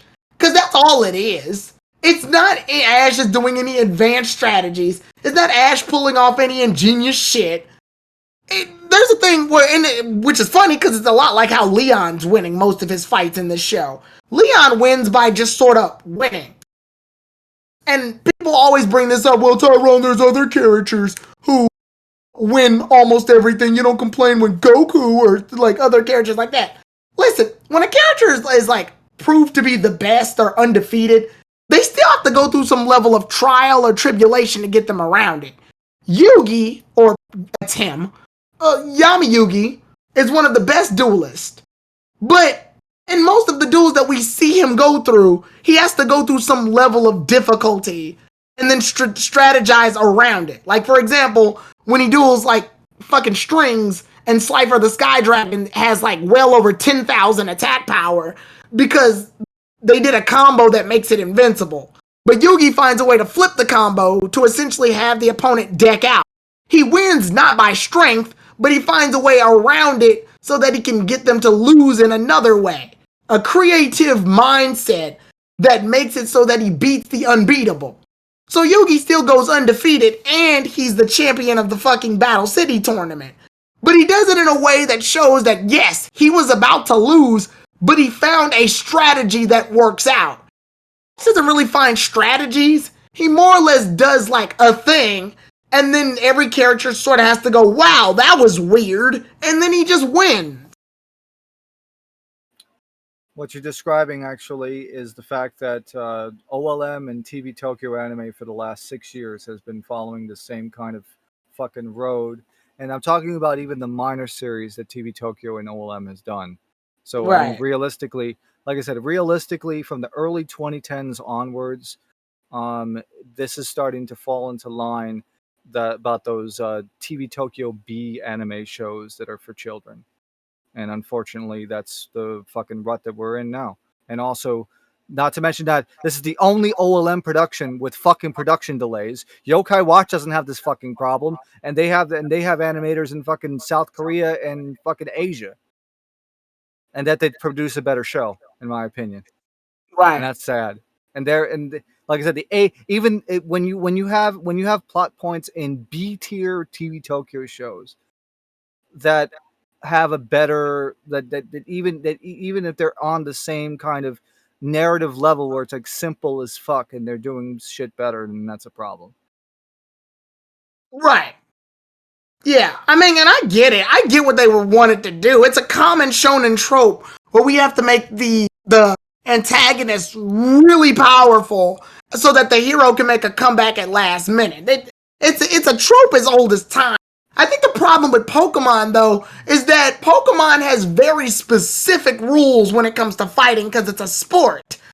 So this would be the equivalent of a character of a sports anime where the opposing team has like 100 points, but we're at the final quarter of the game and the home team only has like 3 points. And they gotta somehow find a way to beat them within the last quarter. And that's just not believable. Whereas in most sports animes avoid this by like making specific problems. A character gets injured, so they have to find a way around it. A character only has a limited amount of times that they can do a specific super move. A character, like, they're losing by a large margin, but it's only half time, so they can find a way to come back. A character is like has an anxiety attack and isn't playing to their best, but they get over it in the next half of the fight and they can be better. But Pokemon doesn't follow those rules. Pokemon, when someone's winning, that kind of decides it if they're winning by a large enough margin. You really have to like suspend my level of disbelief to believe a Pokemon can knock out like 3 or 4 Pokemon after making a comeback from losing so hard. I want to actually make a comment for that last comment there. All those shows are not TV Tokyo shows. Those are like I think TBS, TV Asahi, and what's the other one? Because Crayon Shinchan is not a TV Tokyo show.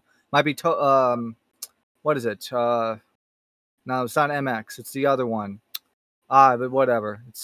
Those 3 that you're mentioning are not TV Tokyo productions. No, they're a completely different studio.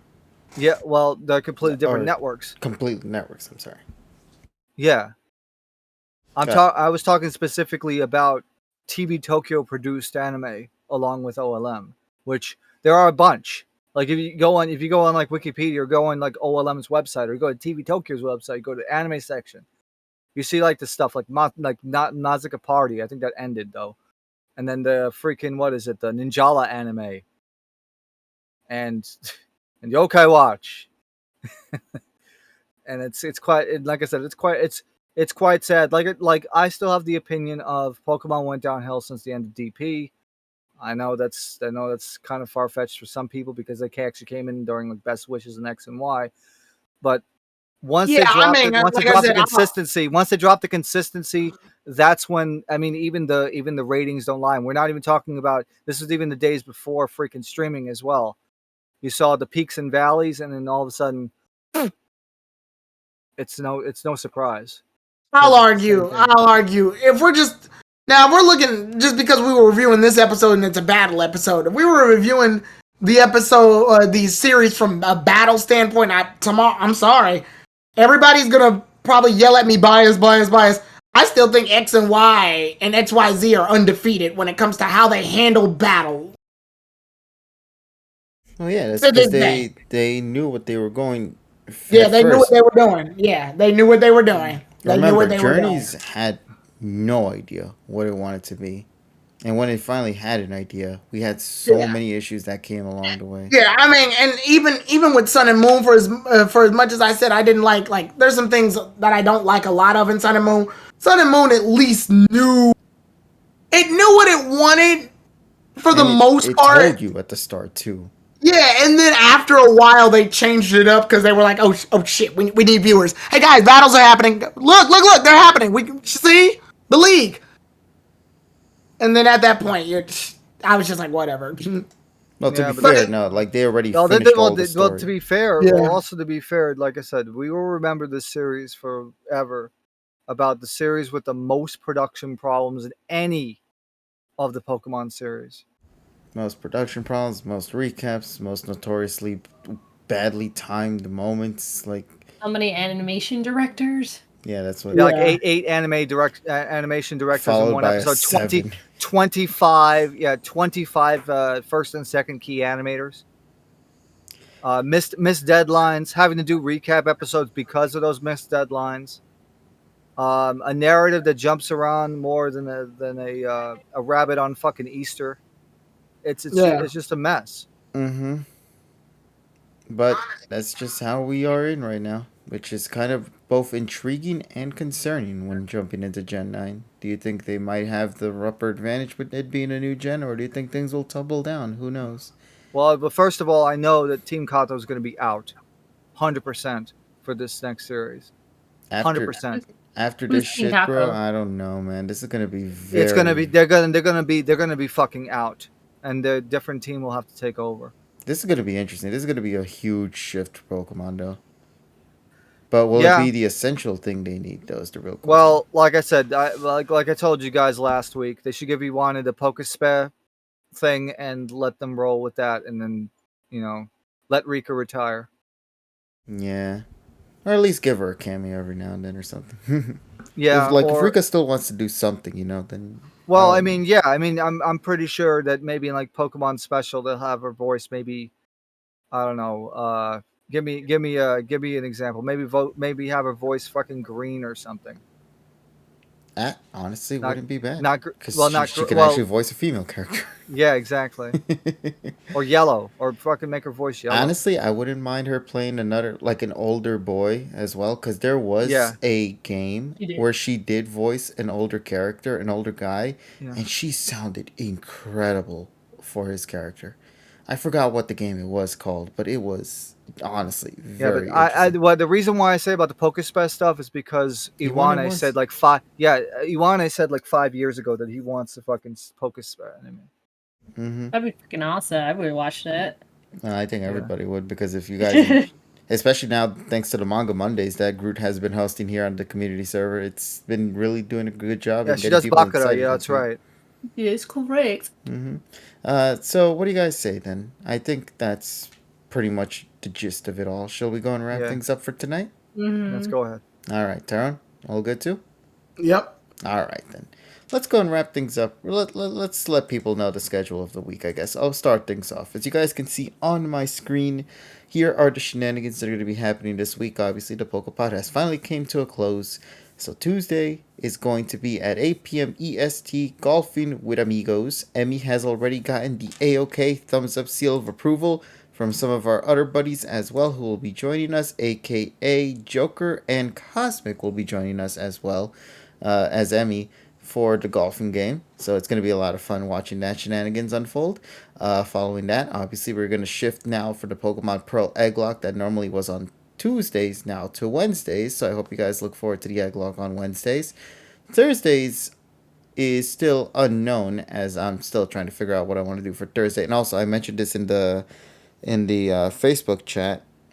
I remember you guys really wanted to do that simulator game. Pantomime. It's probably I would say first of all, it's not going to be a live stream or anything like that, but I'm aiming for somewhere around April or May of next year. For that talk thing that they're saying? Yes, for the production. Yeah, for my discussion of the talk, and it's going to be like a one-on-one. All right. And it's going to be pre-recorded. Gotcha, buddy. But yeah, so Thursday, once again, still a mystery on my side. Friday, Annie Poke Watch Party with the recap episode. Yippee. And then on Saturday is going to be Pokemon Unite, the community game night with the, community. So I hope you guys look forward to that on Saturday at 4 p.m. EST. So yeah, that's going to be my schedule for the week. What about you, Tyrone? What do you got going on this week? I posted it on Twitter, so check it out. We got golfing with friends on Tuesday, like KG mentioned. We got Near Automata on Wednesday. We've got the tripod. We don't know what's happening on Thursday though. We got the roundtable on Saturday at 11 a.m. Central Time. Then Final Fantasy X at 6 p.m. Central Time on Sunday. So that's what we got going on for this week. All right, TSS. Before I get to my schedule, the reason why it's so far in advance is because the person that I'm going to be trying to do the discussion with, I'm going to have to do it in person, and arrangements of that will probably take like 5+ months. And like I said, I gotta see if it's even going to be happening or not. But I gotta shoot the message. Okay.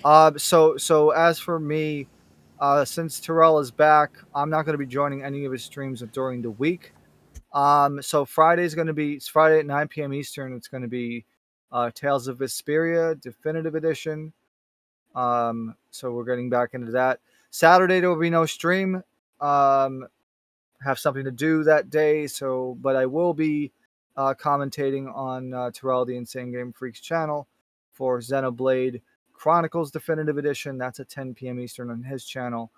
And then and I'm gonna just say this for next week. So the following week, next Friday, the following Friday is going to be Tales of Vesperia Definitive Edition as well. And the following Saturday, 4 p.m. Eastern, we're going to complete Splatoon 1 single player. I should be able to get that out at in a couple of hours, but that'll be at 4 p.m. Eastern on the 30th.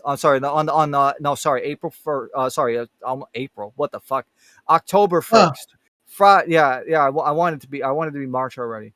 October 1st at 4 p.m. Eastern is going to be the end of Splatoon 1 single player. And that's my schedule for the next 2 weeks. Alrighty. Let's go and wrap things up then for tonight. So there you go, chat. Sploon. Sploon. Yes. Alright, so that's all we gotta say. I'm gonna sploon. Oh god damn it. Don't do it right here. We just cleaned the couch, damn it. But thanks again everybody for tuning in for tonight's session of the pod. We hope you guys enjoyed it. Let's go. Every Squid Kid, let's go. But yeah, so thanks again for tuning in, everyone. We hope you guys enjoy, and we hope you guys look forward to the week ahead because there is a lot of shenanigans happening on everyone's channel. We hope you guys will go out of your way to support each and every single one of them, and we'll speak with you guys again tomorrow here on this channel and in other friends' channels for Le Golf with Friends. So speak with you lovelies then.